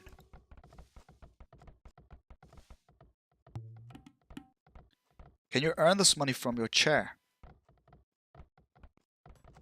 Well, I earned this money from sitting on my chair, right? I mean, this money was funded partly by my viewership, and I also just chipped in. Oh, alright, so I misread. Okay. Lol. Alright, so let's see about the next moves, guys, because we see something is about to happen, and this is something typical to happen on Gold Rush. But at this very moment, MbL is a bit overwhelmed, it seems. He is forced to go back here in order to take care of the wolves. That was weird. Didn't he know this? He didn't know this. He didn't know this. He just didn't expect this one to happen like that. Maybe MbL is going to chip bait here into some wolves. Nah, TaToH is too smart about that one. He reacted quite well here. And all of a sudden, TaToH has a nice advantage here concerning his incoming army of men-at-arms, you might say. Well, let's see. Because men-at-arms now in the making, but for MbL, it's not going to happen. Instead, he's going to switch into archers right away, it seems. Is it going to be archers? Well, at this very moment, it certainly looks like that. Not going to see pure skirms or something like this. Maybe skirms and archers for now, as long as he keeps 2 villagers on gold. Let's see. Wolf rush home base, man, that was quite a fail there. But it happens, man, it happens. It happens. Did you ever earn money by shitting on your chair? Well, technically speaking, it's hard to deny, hard to just negate the question. Not gonna lie, man, not gonna lie. Alright, so that said, guys, that said, quite a slow-paced game once again, but that's due to the fact that both pairs went for the men-at-arms for given reasons, of course, on Gold Rush. But this is, of course, enough for TaToH to actually just making sure that he walls up his base in a way that he is now safe from any kind of evil rushes. And this one looks actually quite nice. Well, the gold is still a bit of a mess here. This one, for sure. He has safe stone to the back. Does he know about this one? Nope, he doesn't. This is quite ballsy, man. This works. but he doesn't even know about this one. And if you've watched NAC 1, man, there's been a situation exactly from this direction. Someone specific in purple came and did something, but I'm not gonna spoiler, man. But yeah, the wall up is nice, that's for sure.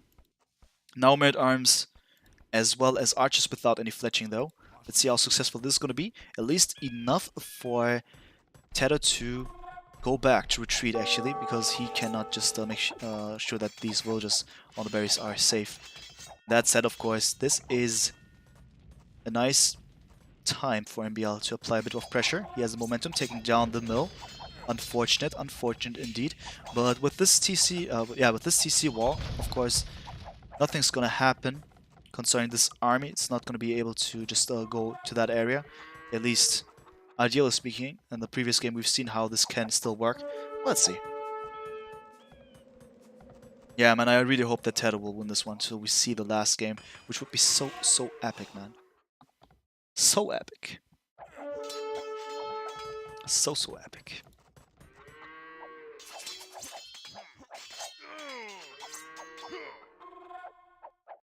Yeah, man, Acropolis and hidden civs. So this time, definitely civs that are being chosen, and then we can see some next level type of, hopefully, scout shenanigans. But let's see about this one, because for now we are focusing here, and both players are getting the fletching upgrade. Quite essential here, but I like how TaToH is actually able to push MbL back, even though he has suffered the loss of a mill, which is not the end of the world, but still something.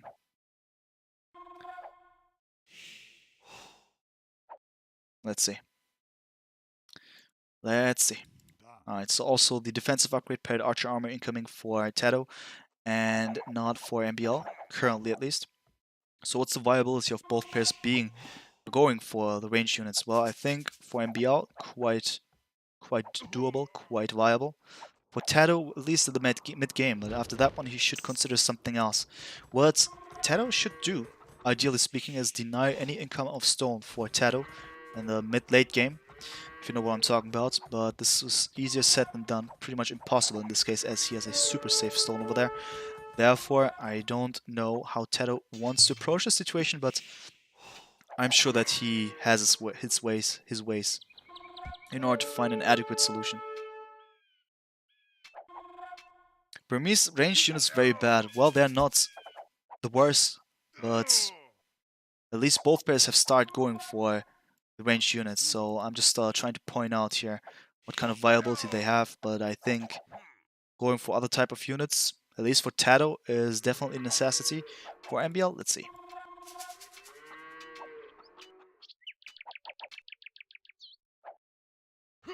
So quite a back and forth over here, and what I wonder is who is going to go for something concerning the safety of this area over here, because you all know, man, who takes care of the middle here has a super good advantage here, which could be quite effective.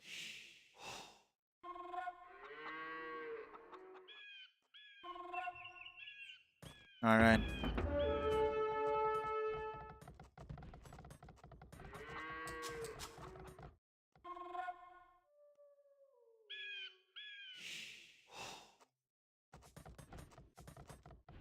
Quite slow paced if you ask me, right?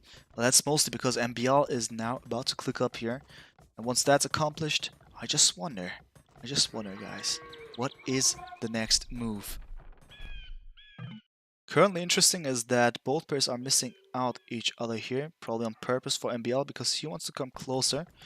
And there's a stable being added to the game, 2 stables. The amount of villagers on gold, not too scary here. It's not going to be enough just to maintain 2 stable production. Well, that's interesting. And quite of a logical things with the Slavs. But let's see how successful this is going to be, because MbL is at least there to delay the incoming stable over here. Quite unfortunate, he has lost the villager. Not the end of the world, because he has a decent lead in villagers. Let me just double check something here though. Just want to see about the wheelbarrow for both of the players. For TaToH we don't see it, and what about... Oh yeah, MbL doesn't have it neither. Alright, so good. Yeah, 2 stables, man. So night production, what about that one? Well, there is an impact on the economy if you go for the knights, and especially if you want to go for a lot of knights. What does that mean? Well, the second TC that you want to go for is going to be delayed if you really want to go for the numbers of knights. And also the +2 defense for the knights should be delayed as well if you want to go for the quantity. Which would be quite different if MbL just wants to go for more of the ranged units, right? But let's see if this is going to be the case, because currently we don't see too much. We just see a barracks being added to the game, and spearmen. So just a way to deal with the incoming knights, that is. That said, I'm just curious because there's also a lot of skirmishes around, being able to take care of a couple of units like that. So let's see.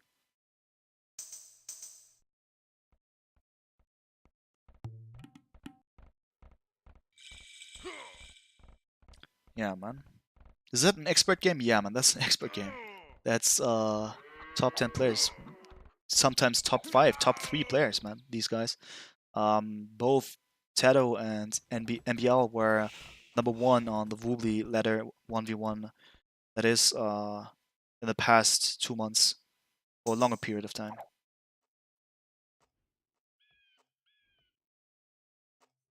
Nothing to be underestimated. Alright, so interestingly we see a second TC like that. And yeah, no knights, man, no knights. Taking it all back, man, no knights. An explanation why we see that little villagers, that little of these villagers on gold. Not too little, but still. Surprisingly, if you would have assumed, like me, just that we would see knights or something like this. Instead, the light caves are incoming. That said, something interesting and 2 monasteries by MbL. Of course, I mean, with the Burmese, you have excellent monks, right? But let's see how successful this is going to be. Mangonel does its job here. And therefore, TaToH's not able to take down the Mangonel. Unfortunate for him, but not the end of the world, I guess.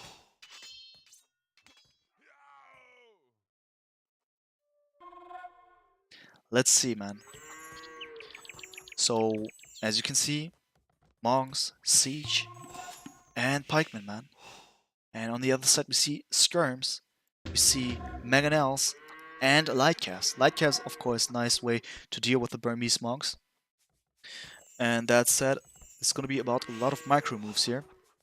I think MbL technically has a lot of advantages here concerning the movement of the units, but it is TaToH with the faster paced units concerning these light caps, so it can just go out in any way possible, man.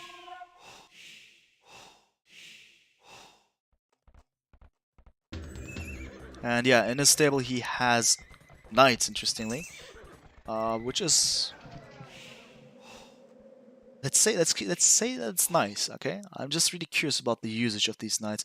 Probably just going to be tanky enough to take down these mangonels. So understandable. And we see the engagement, the first engagement. Nice dodge by the mangonel here, but also MbL does its homework, and finally TaToH is losing a mangonel over here, which is of course unfortunate for him. Well, let's see. It's far from being over, but I think if one of these guys would lose his army, it could be just GG like that. So they should be quite careful. But what TaToH needs to do is take down at least a mangonel or 2, which is always easier said than done. And I think MbL has a good chance here to actually go for some nice shots. And also the usage of the knights are going to be essential to take down these mangonels. Just now would be perfect. Of course, a risky move. And there we go, man. There we go. Man, this is unfortunate, man. This shouldn't have happened like this. He shouldn't have allowed this one to happen. Both mangonels are being taken down. And yeah, the monks are surviving it. Therefore, I think TaToH with a disadvantage all of a sudden. But at home, he has a stronger economy. More villagers at home. 3 TCs currently. And for MbL, it is just 2 TCs. Alright. MbL is pushing hard, that's indeed. He's not going all in, but he's gonna go hard, that's for sure. Just with 2 TCs, barely safe. He's not risking too much, not everything. But this is scary, man. This is scary. This is really scary.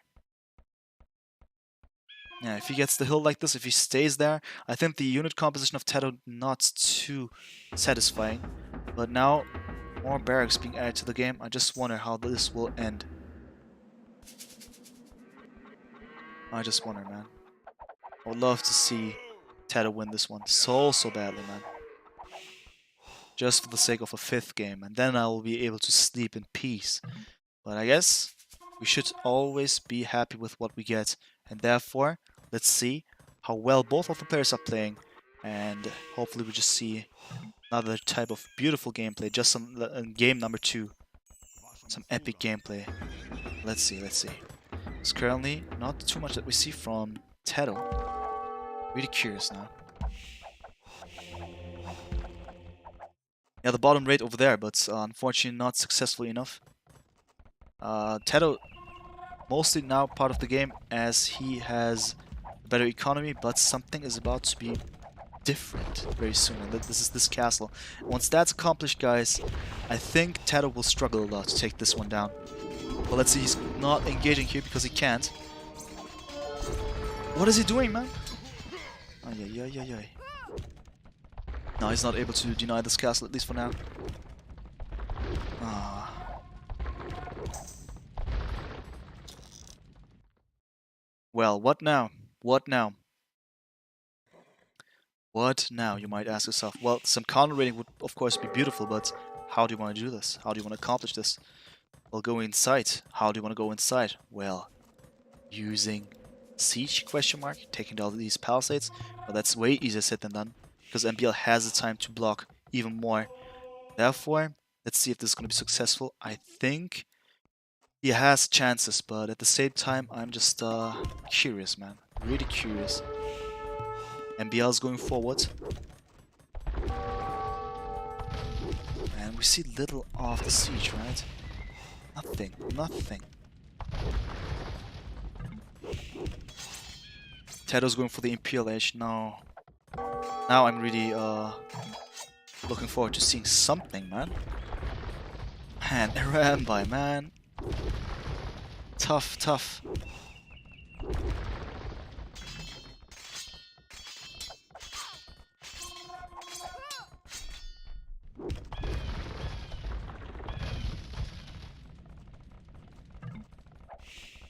Man, I'm currently watching myself. I'm just telling you guys, this is too much for me, man. MbL is now able to block it off, even though, does it just look like this to me, or is this considered, is this a gap, guys? Oh no, it's close off. It's not close off here. Dude, there's a gap over here. Really? But yeah, he maybe just doesn't want to go inside because he's afraid of losing his army like this, because he could then be boxed in. So this was just done on purpose, I assume. Let's see. I've seen these kind of moves by a lot of players, not going inside like that, into obvious places. But yeah, man, guard towers, man. Look at these guard towers. Those Slavs guard towers. Doing their job, keeping away this army, at least for now. But what TaToH needs to do now is find an answer against these Arambi, which is easier said than done, especially with the Slavs. But now TaToH in Castle Age, Imperial Age very soon. Let's see. And yeah, the middle is going to be critical, because how long is TaToH going to have access to gold? He has gold still, right? But not for ever. He's currently trying to pull off something, but the lack of siege units making sure that not much is accomplished here. What MbL does is at least frightening enough. TaToH is going back, but man, it's tough. Fighting against these pikemen. It's gonna work. Another TC being added here, just to make sure even the front is being blocked for TaToH. So the clock is literally ticking here against TaToH. Let's see.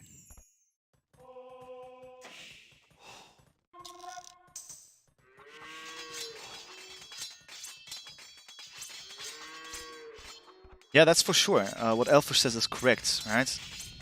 There is a purpose of why he is just in front of the base of MbL, at least. There's no way for MbL just to go forward, but MbL has been just successful enough to drop this TC over here, and therefore, man, tough. How is it gonna end up, man?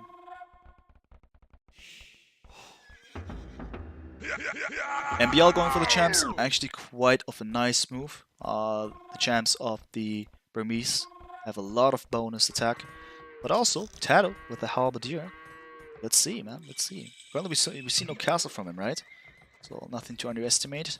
Lack of castle. He wants to go for a castle, it seems. Is it gonna happen now? I'm not sure, man. I'm not sure. I'm not sure. Those are some weird buildings, Viagra, man. Still, man, I think they have some kind of aesthetics to them. Now we can see how TaToH's going forward, man. Please, TaToH, please. Do something, man. Do something, brother. You have all the chances, man. You have the better economy. You have the power, man. You can do it. I like him. Is it a mod? Yeah, it's a mod. It's called Artistic Graphics on Ruby. You can download it. It's too much. Is it too loud? I can lower the noise. All of a sudden the people are coming, man. Have I been hosted? I don't even realize. Don't even realize. Don't forget. Yeah, man. Exactly. Let's drop the sellout. Alright, guys. So this can still work, man. This can still work. TaToH is still in the game, man.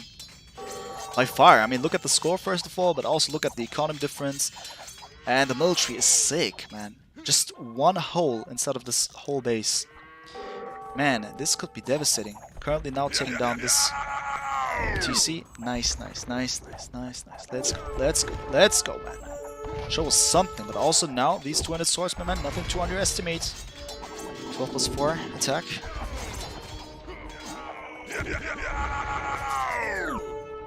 I think the nervosity of this sound adds up to the whole theme here that we have currently, because this is so crazy, man. Is TaToH gonna make it, man? I still am a non-believer because MbL is still in the middle, but he cannot utilize it. I think what Elfish said is just adding up more and more. It's because MbL, so little with the villagers here, currently not successful and efficient enough concerning the gold income.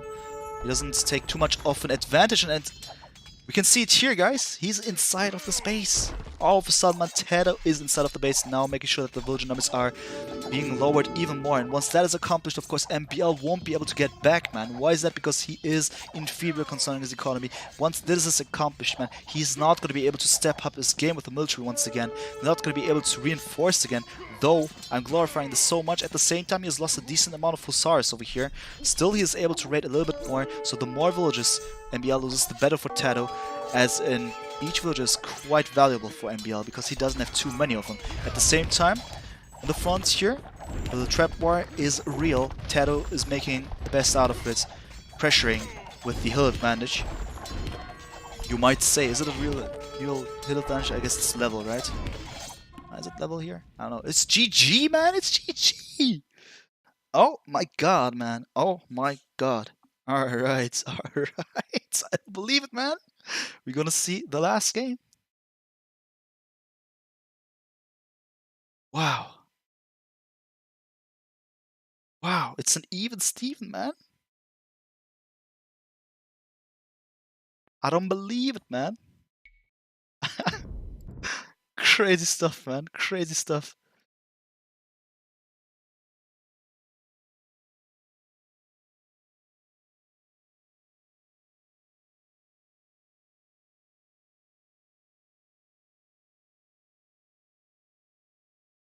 Alright, guys, just let MbL know. I guess they need to go back for hidden civs because they need to change something. It's up to them. I just want them to choose the civilization. Clickbait, man. This is the second time I hear this, man. Alright, so let me just check here. Something is no good. Mr. Tempo, Valtharius, French Vipers fan. Nimbio Victus, Magix, Defensible, Magix again, French Vipers fan again.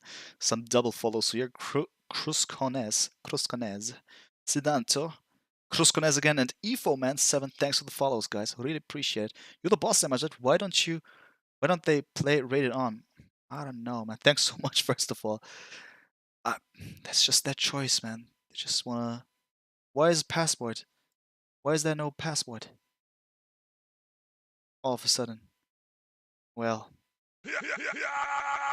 Let's just do the last game for the community, right? Nah, man. I strictly didn't allow anyone to join, so and anyone to stream. That is. Guys, you will not get what I'm about to see, what I'm seeing at this moment. I can see the 5th game happening, man. Are you ready, man? Are you ready? Let's go. So what is up, guys? What is up? Demo is Red here. And I'm hereby presenting the 5th and last game of the best of 5 $100 show match between MbL and TaToH, hosted, casted, presented, and whatever, sponsored by Demise Red, aka me, myself, and my beautiful viewers, just as a last attempt to keep you guys awake for the donations. In case you want to increase the amount of donations, feel free to do so. You can, if you donate money right now, you will be able to tell me if you want to go for increasing the prize money, or if you want to give the money to the loser, or if you want to just add up money for the next show match, because I'm going to add more to the cause. So feel free to let me know anytime. And now it is time, guys. Now it is time indeed. Influenza in the building as well, man. What's up, Dadash? We got TaToH versus MbL, man. TaToH with the Indians and MbL with the Spanish, man. Oh my god, man. I think the Indians, man, with their camels, quite a nice way to talk to conquistadores, if you ask me, but that's always easier said than done. We're on Acropolis, guys. Acropolis. This is gonna be sick. I would donate, but too high chance MbL gets it, man. All good. All good. Ah, you guys are crazy, man. You guys are crazy. Nice. Alright. So, this is gonna be sick. This is gonna be sick. So without further ado, let's start introducing the players. Player number 6, aka MbL, the northeast of the map. And what about this guy, man? What about this guy and his base? Well, this base is... the gold is terrible. Stone is fine. The berries are extremely bad in my opinion, but that's always way worse than it looks like, because he is on his plateau, the Acropolis. And that said, of course, he's still going to be safe, but you also need to pay attention to what he can wall off and whatnot. Looks quite open, to say the least, here about the front, and therefore maybe not the most beautiful Acropolis map that I've seen from MbL here. But let's see, guys, let's see, because there's more to deal with. And quite interestingly, MbL goes for a direct migration to the lower ground of this map in order to have a proper woodline, which is one of the strats you can go for. You have better chances to have proper efficient wood income, but at the same time you are of course in danger due to the fact that you are quite vulnerable and you are not to go back home again, because this is going to take too much of time, especially concerning the distance between the lumber camp and the TC. Therefore, walling off is an option. Quick walls, that is. It's always easier said than done. These players, though, being the best of the best, are capable of doing that one. TaToH to the southwest of the map, and he has the Indians, the infamous Indians, who have been nerfed throughout the latest patch, the balance patch, which is their camels not getting the initial +1 melee defense, just the +1 pierce defense, pierce armor. There we go. And what about this map? Well, stone also to the back, gold not good, berries are okay. And interestingly, his lumber camp is in between two of these cute little woodlines, just to make sure that he is close to his TC, not gonna go for some expansions here and there. Margaret of Andrew, $5 donation for the streamer. Nice event. Thanks so much, man. Thanks so much, Margaret of Andrew. Really appreciate it. Really appreciate it. That's really nice of you, man. I just said that's really nice of you, man. To Margaret, right? Did you get this, all of your viewers? Man, this is not the way you should talk to female people, man. Man, what in the world? But I oftentimes do this with my girlfriend as well, and she's not okay with this one. So I try to minimize the amount of men when I talk to her, but always easier said than done, man. And yep, I said this one, not on purpose. Alright guys, so the people are clicking up here and we got 21 pop versus 20 pop. So it certainly looks like we're going to see some scout rushes, you would say, but no, I'm taking it back. What is happening, man? What is happening? Streamer sexist. Go home, man. Go home. Everything but a sexist. Everything but a sexist. Alright. Okay, I can call you, man. That's good. That's good. That's good. Is it way too loud? That alert was loud as compared to the other. It could be slightly lower. Man, I shit. Alright. I'll take care of it. Eventually. So are you fucking assuming it's gender? Yes, sir. I am doing so. And what is happening here, guys? What is happening? MbL is gonna go forwards. He's gonna go for some MbL towers, man. Some MbL towers. Quite unexpected, if you ask me. But hey, we are talking about the Spanish, man. We are talking about the Spanish. It's a viable option, man. What is interesting, though, what is really interesting, though, is the fact that MbL just lost a scout. Now I'm curious, man. Map knowledge-wise, at least he knows where to go for concerning the woodline. He's gonna create idle time unless TaToH is to anticipate. He is not, I guess. Let me just check. Sorry. There we go. No. Oh my god, man. Yeah, nah, it's not gonna happen. Oh, it's not gonna happen at all. Nothing is gonna happen, man. Ah. Alright, now TaToH is aware of the situation and probably retreating. Let us see, man. Yeah, that's big indeed. The loss of the scout is extremely huge, man. No kind of knowledge that he has now, additional knowledge that he can go for. And it is TaToH now fully aware of the situation, man. He just knows where the next towers are going to be dropped at. He wanted to go for a proper scout rush on Acropolis. Just for information, this is Acropolis, a map on which you can see a lot of scout rushes taking place, man. Just saying, just saying. But at the moment, MbL is quite of a surpriser here, man. To say it in a neutral way, I didn't expect this one because TaToH has everything under control, it seems. And let's see, man. Does MbL have a barracks? With 2 question marks, of course, in order to stress the toxicity of my beloved brother. No, sir. No, that was the wrong button. There we go. There we go. I pressed Alt and then barracks button because I was in caster mode with my way of thinking, of course. And yeah, crazy stuff. Crazy stuff.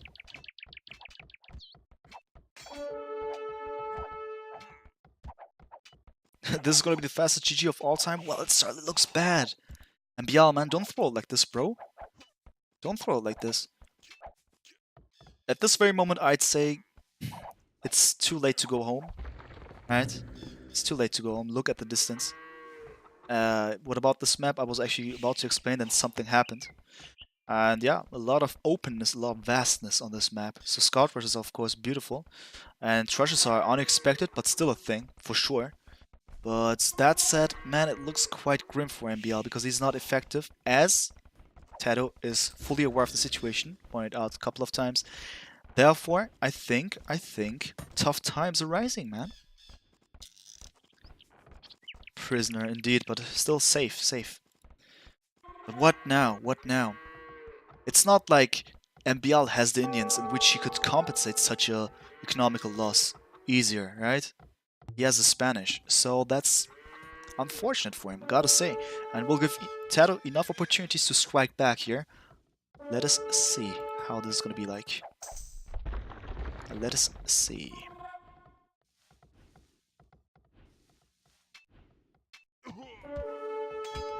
Alright, that was unfortunate and uncalled for. TaToH, what in the world of madness and sadness are you doing, brother?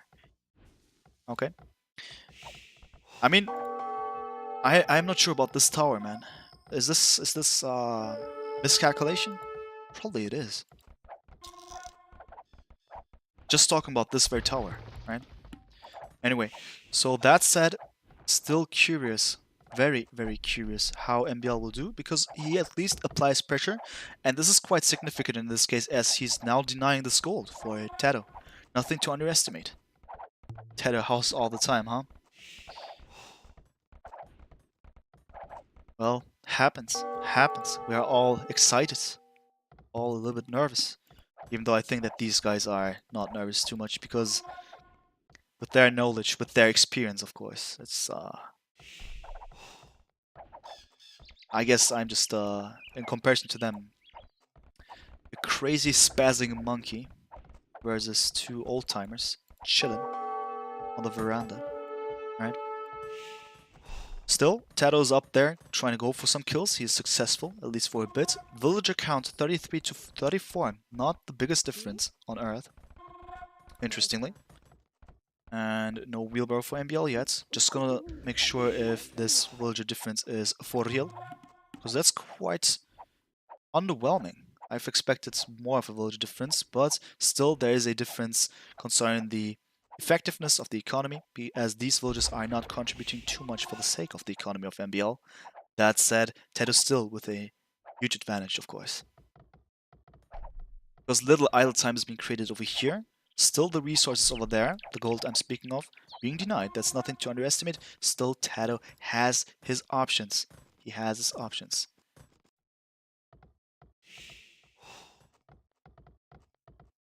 How's the rest for both? Oops. There we go. MbL utilizes all of his resources. Just a little bit of a stone that he has. Giving us the sign that he may want to go for defensive towers. Or just step up the tower rush over here and there. Even though, yeah, it's gonna happen. So none of the players are clicking up yet. That's the interesting thing. But still, there's TaToH with a decent army that is going to be dealt with by MbL. Unless he has death wishes. Let's see. Ooh, this is unfortunate, man. This is unfortunate. He must not allow this one to happen, man. He should have spotted this one ages ago. But he is being kept busy with the tower rush, I was going to say. Wow, one little bit of dust. It looks really bad for MbL all of a sudden. This looks extremely bad, man. And now he has a set of scouts as well. Nothing to underestimate here for sure.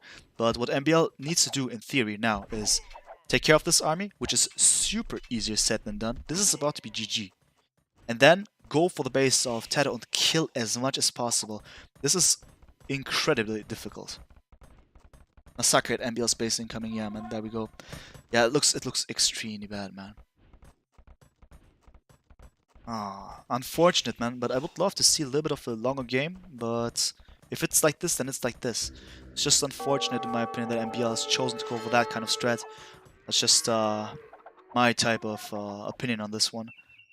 And with the resources that he currently has, just using them for defensive measures for understandable reasons. But he's being set back immensely here. And just comparing the things again, I guess if TaToH was to click up, MbL will lose his motivation. And probably just, I don't know if he wants to resign after he sees that kind of thing happening. Let me just double check. I mean, the resources look good for TaToH. For sure. I mean, what kind of damage is being dealt against him at this very moment? None. A little bit of idle time here and there, but that's not the end of the world. He has safe gold income, as MbL is not able to punish him for that kind of stuff. He has his army of scouts, but what he must do really, really fast is going for that kind of place. But he doesn't know of it. Therefore, I see little chances for MbL. I see chances, but I'm not saying that they are quite realistic in this very case. I just hope for it, just for the sake of having a long game, right? But let's see, let's see. TaToH is doing an absolute perfect job here concerning the way he dealt with the tower rush. He spotted it. It was a main mistake by MbL to lose a scout. But let's see, because now, speaking of scouts, we see them coming closer to the base of TaToH.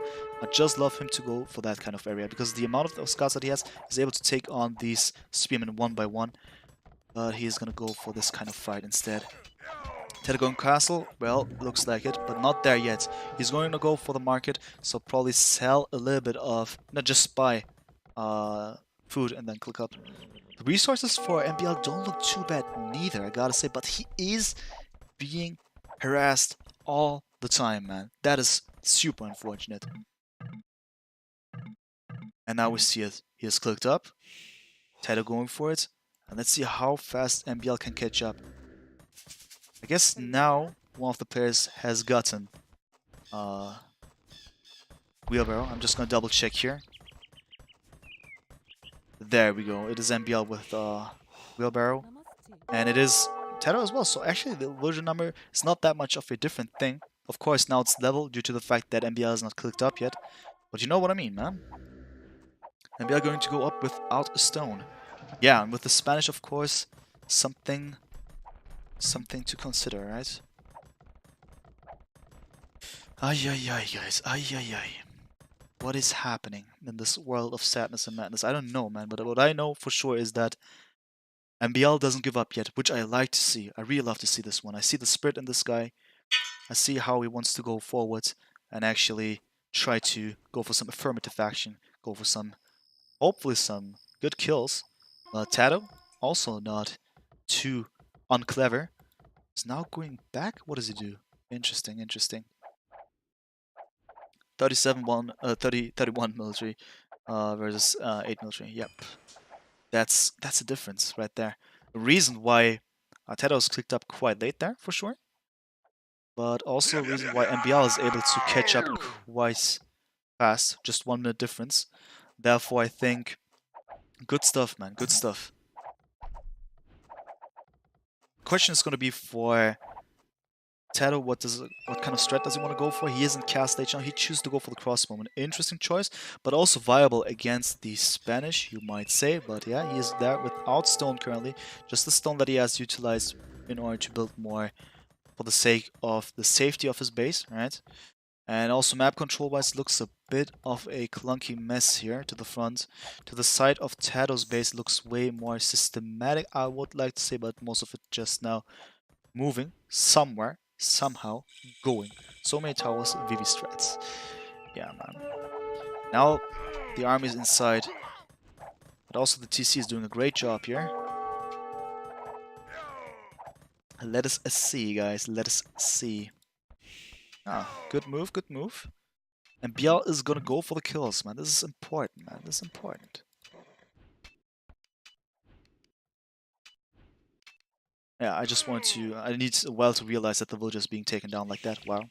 Just wow. And TaToH not without Botkin arrow, of course, a bit too early concerning the engagement over there. The reason why he probably just went away, just to preserve the army that he has. Elfish asked for university. Yeah, this is university. Yeah, this is a best of 5. Best of 5. This is the last game, so to speak. Last game, man. But I'm quite proud. We reached 181 viewers, even though Viper's still streaming, right? This is sick. This is sick. This is sick, guys. Did we reach the 2K followers already? We didn't reach the 2K followers, right? You know why we didn't? That's because, of course, the lurkers, man. Just the lurkers. The ones that followed, man, they did well, but the lurkers, man, shame on you guys. Shame on you. Anyway, so that said, guys, it's not gonna stop here, man. It's not gonna stop here.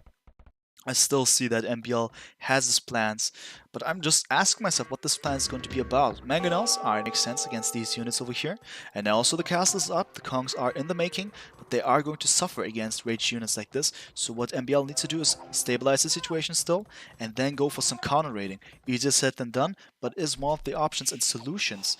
Or just combine Mangonels and Kongs and let them act together, right? Let them act together.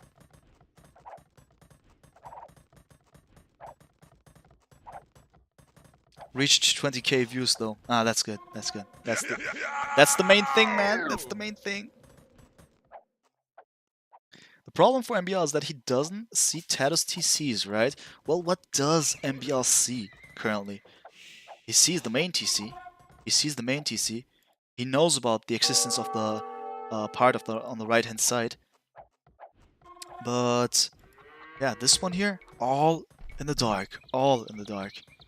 So we need to, if you are for MbL, we need to, or you need to pray for him to, or root for him to go to the left hand side. Moment he's going to the right direction. Let's see, let's see. So one of the dangers now rising, in my opinion, is the fact that TaToH has the Indians, right? And what about this one? Well, first of all, nicely done.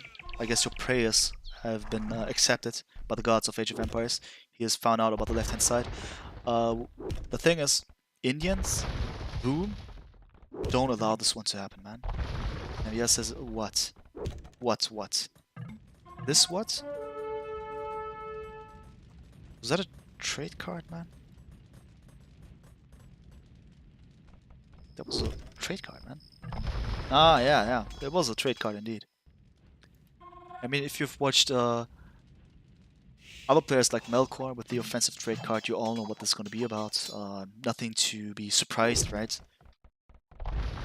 Nothing to be surprised.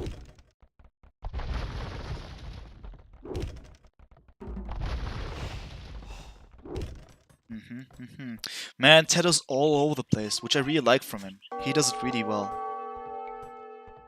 He does it really well, man. Spreading out and making sure that he has access to all of the gold piles. So MbL needs to catch up slowly.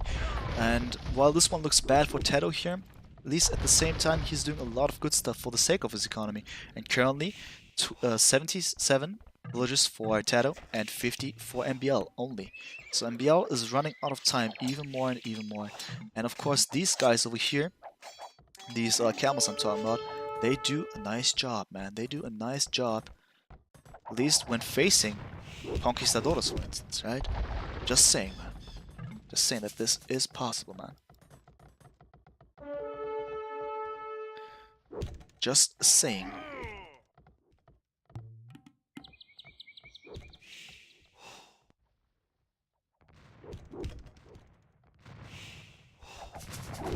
Maybe I'm not killing repair vills with conks, huh? Yeah, true. That's the truth, man. That's the truth we cannot deny, man. So I'm really curious about the next moves, because MbL stagnating in my opinion, focusing too much over here and not progressing. He has at least taken down this over there, the TC I mean. Let's see if some sad stuff is going to happen for these villagers. Nope. Camels with husbandry might be nice. They do well versus conks. Yeah, I'm saying this. I'm saying. But still, nothing to underestimate. The amount of mangonels, of course, something huge. Just trying to see if we missed out something. Nope. Nice shots, nice shots. Ooh. Nice shots. Love low HP units here. Now the addition of mangonels. Monks I mean, of course. Nice, but always easier said than done. Especially against Conquistadores. This is just my point of view, but I've seen a lot of fails concerning monks going for Conquistadores like that. Just saying, just saying. Now MbL looks way more efficient. Let's see for how long this is going to be like that. Ah, these watchtowers, the guard towers are up. Therefore, it's going to be difficult for TaToH. Not for TaToH, for MbL of course to focus here. It's going to be nice for TaToH of course, as he's holding on over here. Interesting stuff, man, I gotta say. Game is about to be longer than expected, but at the same time TaToH is doing a lot of good stuff still. Even though this is quite important for MbL, he needs to just play something here. And by something I mean the TC, in order to secure more area, because currently just being on top of this hill not gonna last forever, man. I'm just saying this. Just a saying. Just a saying.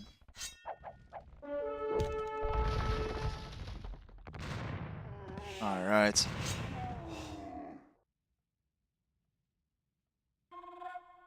Alright, guys.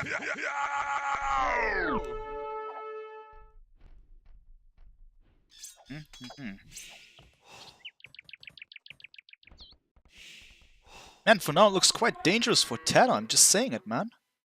Because the problem about him is that he actually doesn't do too much for the sake of his military. I mean, it doesn't look like too much, at least. Of course, he's working hard with his economy, for sure. But at the same time, what is that, man? Just a couple of camels? His main military just consisting of this here. Just some partly low HP units walking around. And once they are being taken care of, I think MbL has a huge momentum just to go crazy, because there's little defensive measures against these Conquistadores, man. Just saying, man. We persist. TaToH's so hard in the lead. Yeah, he's so hard in the lead, but I see little of his presence. Just the map control that he had initially, having lost a decent amount of it. To the right-hand side now, he still is up there. But I think MbL still has, due to the fact that TaToH is not offering too much offensively at this very moment, MbL still has his chances. And of course, the villager count, 31 villagers difference, huge, huge. But I would have expected a way larger impact here at this very moment. Let's see, maybe we're gonna see it very soon. But this very moment, no one's gonna go for the next age, it seems. Yep, no one. That said, still see chances, man. Huge, exactly, man.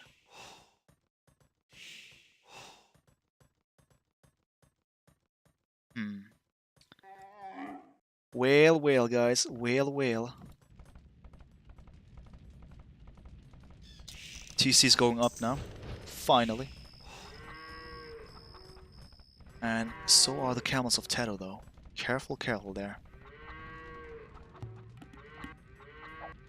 Careful, man.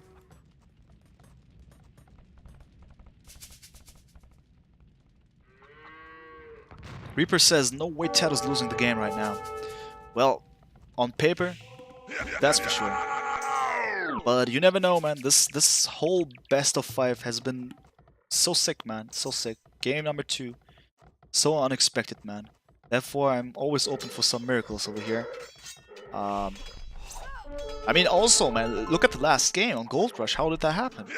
Right? How did this happen, man? How did TaToH win, actually, both on his home map as well as on his opponent's home map? And that was just beautiful, man. Beautiful. Ooh, 231 viewers. Villagers. So many follows, man. So many follows. Thanks so much, guys. Let me just spark it up even. Like I said, we need to reach the 2,000 followers tonight, man. If we do it, man, you're gonna see... I don't even know what you're gonna see, man. What, disable the follows sounds so fucking annoying. Well, it happens, man. Well, it happens.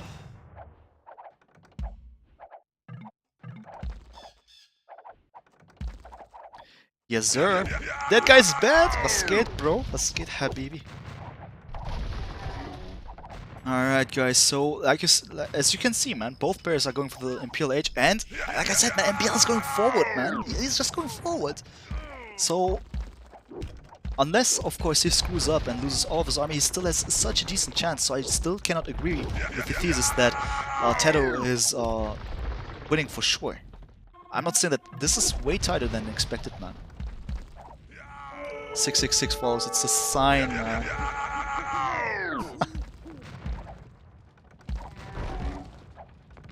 Then ask them as it nice if he wants to deactivate it for now.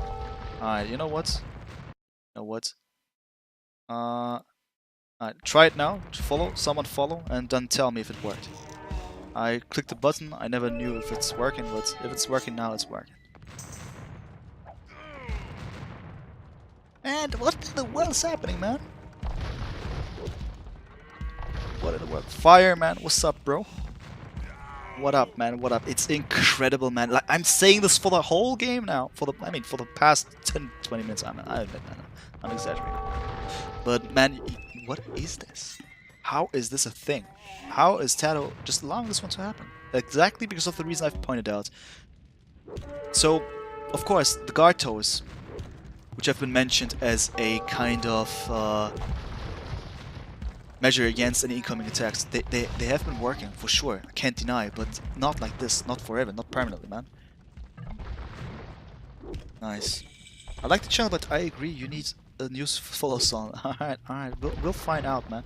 But is it working now? Did they... Is it gone? The follow sound? Is it pushed away? Yes, alright, then I'm happy. Then I'm happy, guys. I'm happy. Okay, so now we can finally focus, that's for sure, and we see, man.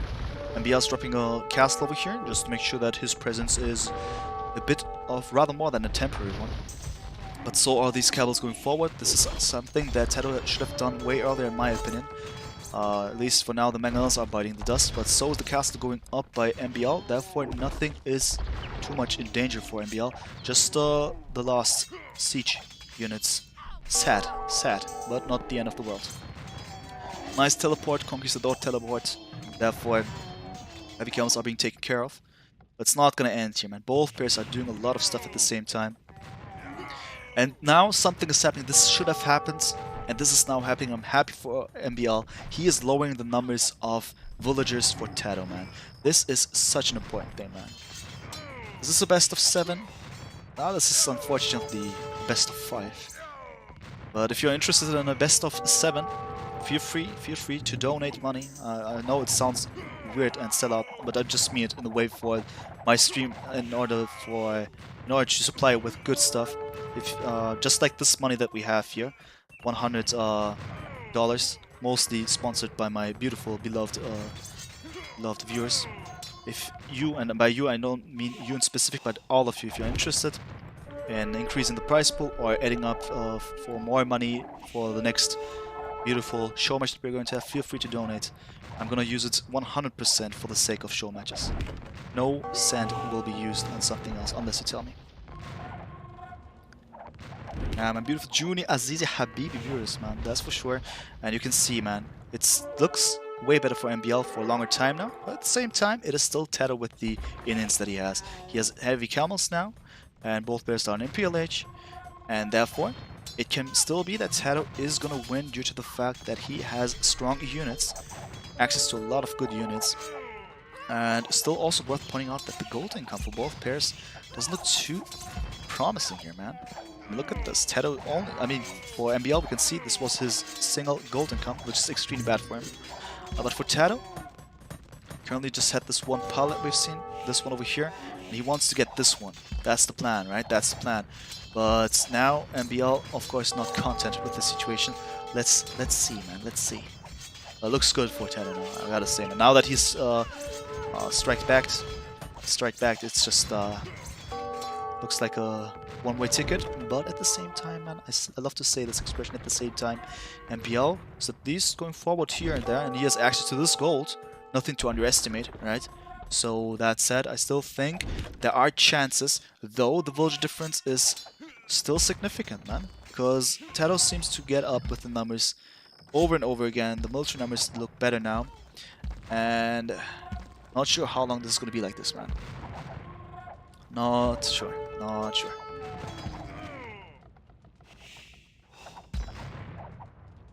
Sick stuff, man. Sick stuff. The gold in the corner, yeah, man. There's more gold over here. Alright, TaToH has spotted this one. But that's all about it, man. So this gold is good. This gold is good. TaToH, he now should have access to this one, you might think, but the supremacy villagers of MbL are just laughing at this very situation. So they're not giving up yet, interestingly. It's not gonna end here, man. Why supremacy indeed? Well, at least they're gonna be more viable when getting gold while being hit at by skirmishes. You know, happens.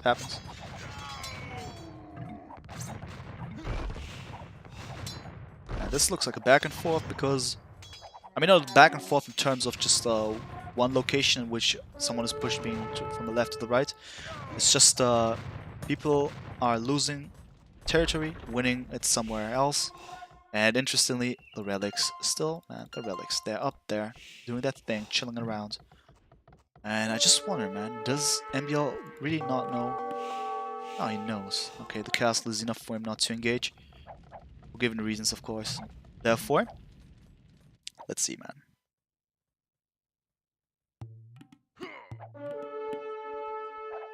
Alright, so the left-hand side looks better for TaToH, significantly. Now he has taken over the place here over there.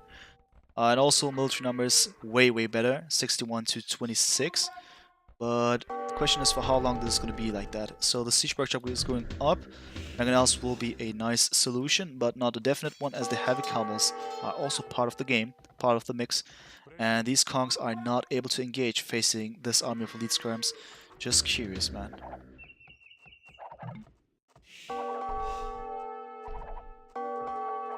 Alright, guys. Just need to check here something. Sorry. Alright, there we go. Now we're ready. Alright, Onager incoming from MbL. Quite of a decent choice here. Even though we have to keep in mind the food, the gold income, of course, quite essential concerning these kind of expensive takes. But it looks good, 13 villages on gold for MbL. Calling it now, not coming back from this. Alright, Sean. I will keep that in mind. This one looks quite one-sided now, right? But the question is how MbL is doing here. Doesn't look too good now because the castle is going up. Let's see if this is going to be a denial. He could have denied this one, right? But currently he's just busy with these cap rams. He is just trusting his trebuchet. Oh, let's see. Alright.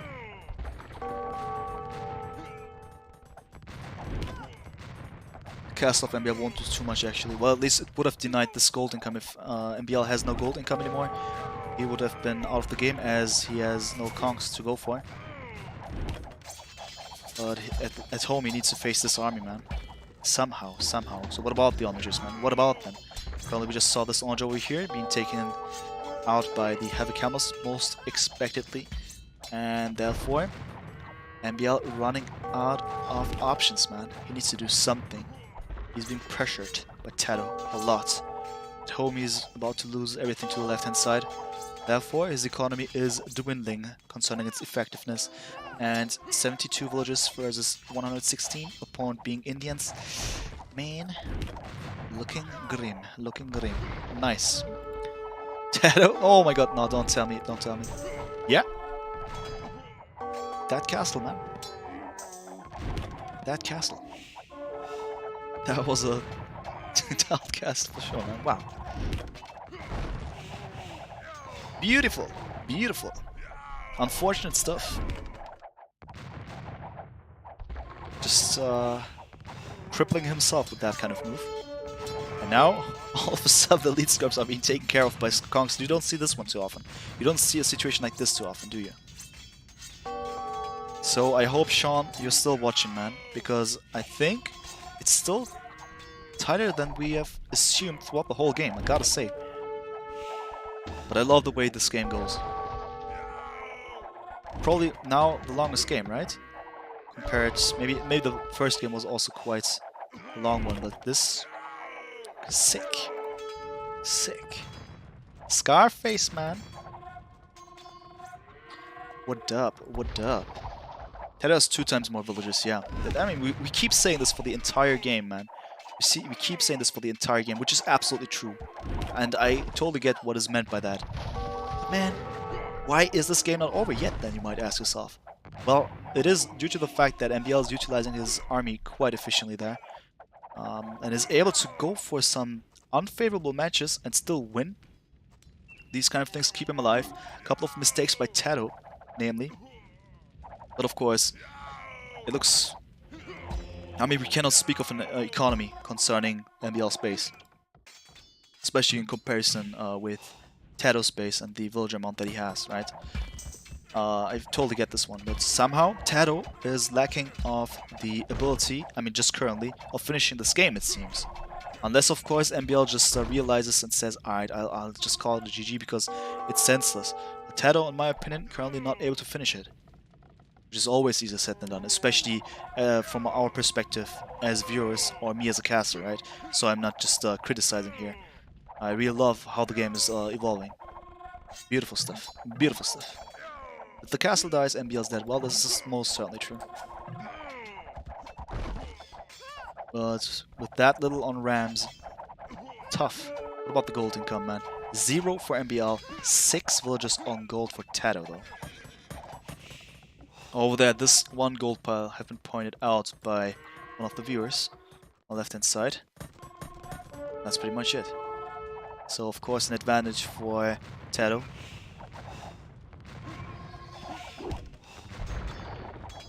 Alright, there we go. The onagers are doing their work.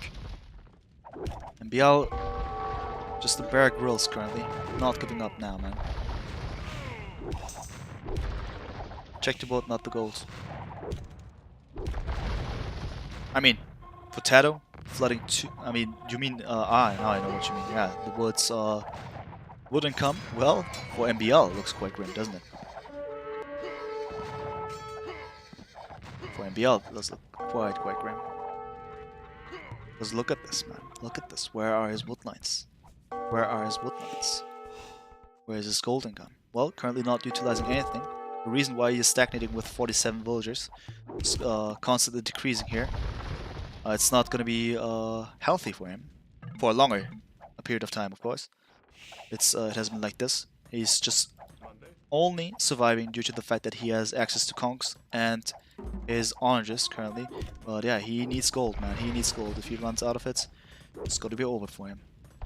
And now, also light cavs are incoming, and they will be taking care of the oranges, ideally speaking. Let's see. MbL loves wasting time, huh? Man, I've seen some long games by MbL lately. MbL versus Stark, for instance. That was a sick one. Tudums versus Spanish. Nearly 2 hours, more than 2 hours. I don't know. It was not good. I mean, it was good to watch, but it was unhealthy, man. It was unhealthy. And now, guys, I think things are looking quite dark here for MbL because he's not able to control the situation anymore. Now the addition of bombard cannons, of course, taking down this castle slowly but steadily. And I think it will be called very soon here. But you never know, man. You never know. There's the last attempt by MbL just surviving. People in the chat are calling it GG already, man. GG already. But let's see. Never say GG too early. You never know. You never know. These villagers, man. These Spaniard villagers. Going forward.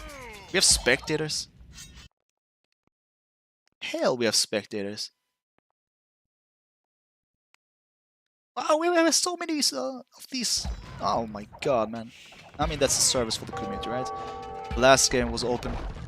There you go. Enjoy the open game.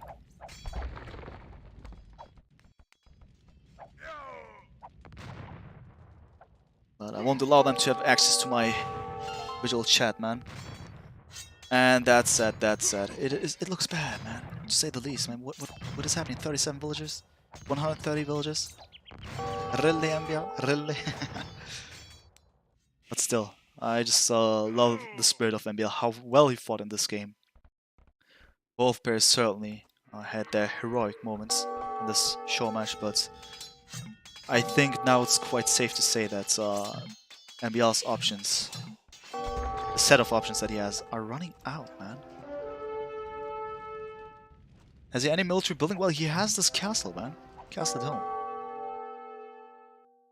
It looked like MbL could win for a few moments there 20 minutes ago. The stream has ended, man. Wow, guys. Wow.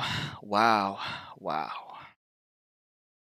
So just for the sake of having a complete overview, the score is now 3-2. TaToH has won the show match, $100 show match. Guys, now's the very last chance. I'm just saying it just for your sake, right? If you want to donate money, increase the money, just do it now. Otherwise, I'm gonna give TaToH the prize money now. Or if you want to see more of these things, just donate it if you want. It's all gonna be spent for the sake of this thing with the show matches, right? Just for your information. Alright, guys. Yay! Alright, here we are, man. Here we are. It was a beautiful show match, guys. Sick, sick, sick stuff. Will flow to the second show match. What will flow? What will flow? Yeah, it will flow. Alright, they've all left here now. I need to...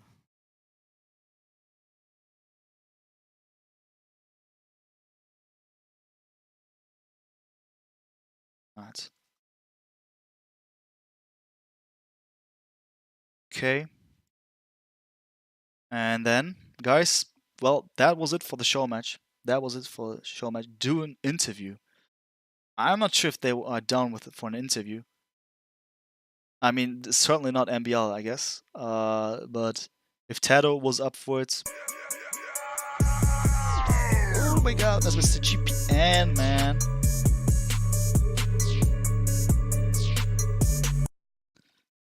Thanks so much. Alright, so... Interview hype. Interview hype. Man,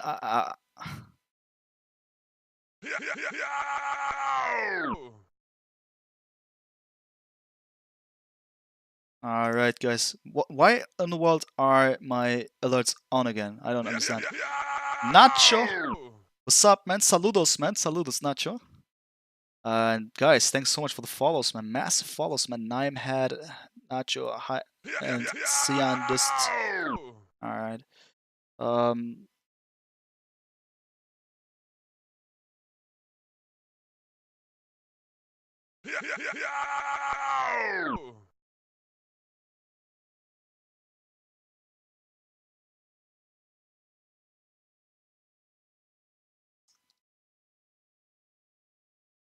I'm currently just talking to TaToH here. Um,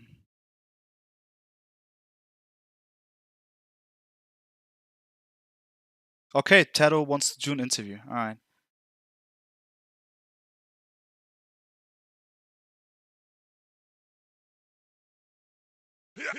Alright, guys, we're gonna have TaToH on stream as well, just for a few minutes there. Call me. Alright. I'm calling TaToH now, man. Certified.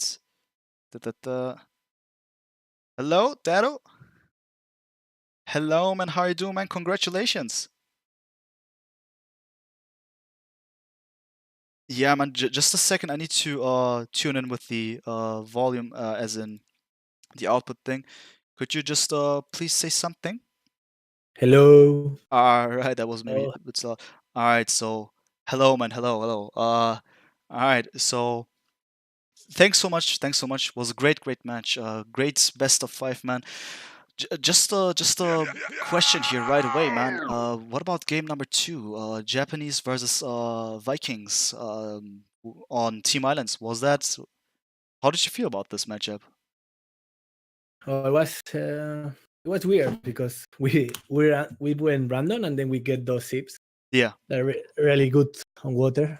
So yeah, but I thought then, wait a second, okay, wait a second. with the Vikings, all of a sudden in the early game you may have a disadvantage. Did you feel like this as well? Because in the end you won, of course, with the big dominance in the end. But just saying, I mean, how did you feel about the first part of the game in which it seemed like okay, maybe MbL is gonna have everything under control? Did you feel the same, or did you say, nah, it's just as I calculated? Mm, well, I knew that he was going FC because he Yeah. didn't up fast, right? So yeah, basically I had to focus on his fees, Mhm. and I don't know how many he had left, but I don't think like he had a lot of Fisher as well, and now they are super tanky, but they are not tanky against Gales. Yeah, that's true as well. People love the gate, this trap gate that you did against the samurai, man. That was insane, man. That was we had some fun watching this one for sure. Oh, well, That it didn't was work. man, that was It sick. was terrible. It was about to break, but then you rebuild it again, and wow, that was well done, man. Well done. What about Gold Rush, man? That one was tough as well. Especially the matchup Burmese versus Slavs. Do you feel comfortable about this one? Concerning you being the Slavs, did you think that you have good chances? Well, I think Slav is one of the best teams there Yeah, because of the food economy is just insane. So yeah. I think I would prefer Slavs there over Burmese Uh-huh. always, unless he had a good lead. In this case, he didn't because the goal was a bit far from me, Hmm. so he could not protect bots like Yeah, the goal and his base at the same time. I was going to say, we have pointed out you were in between the gold in the middle and MbL's base. You were patrolling that. Was it on purpose so the villagers would not be able to go to the middle? How did you think about this? If you can remember, of course.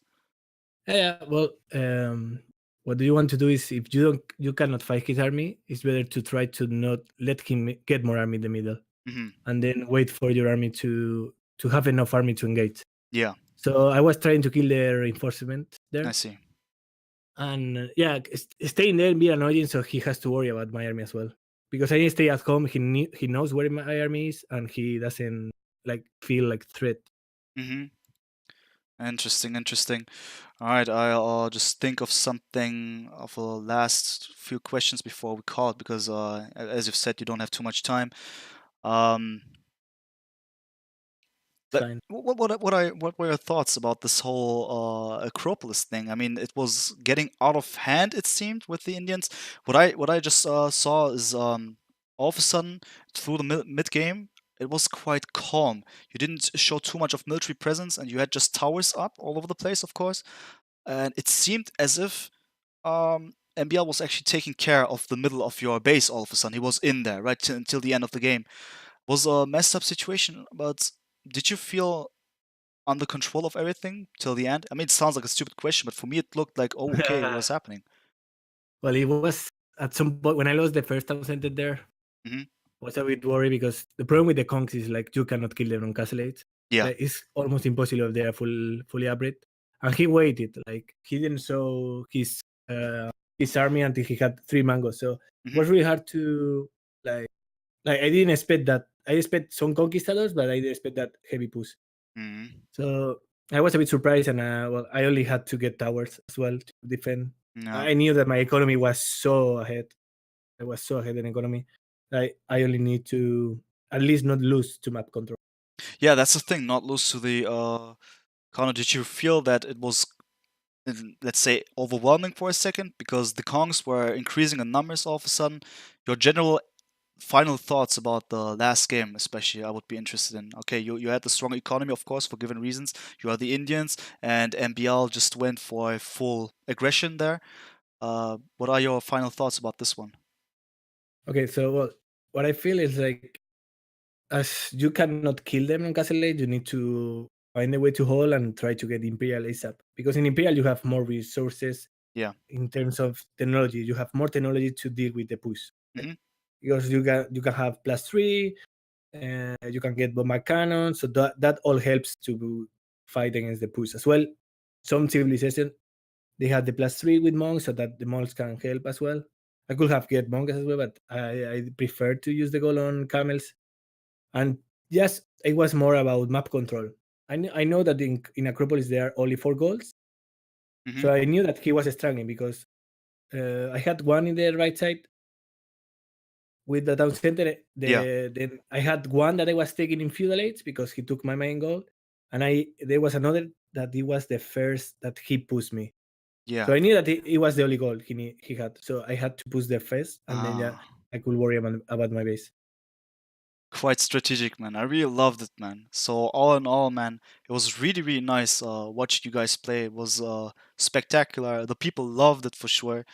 And once again, congratulations, man. And I hope, man, we're gonna see each other again.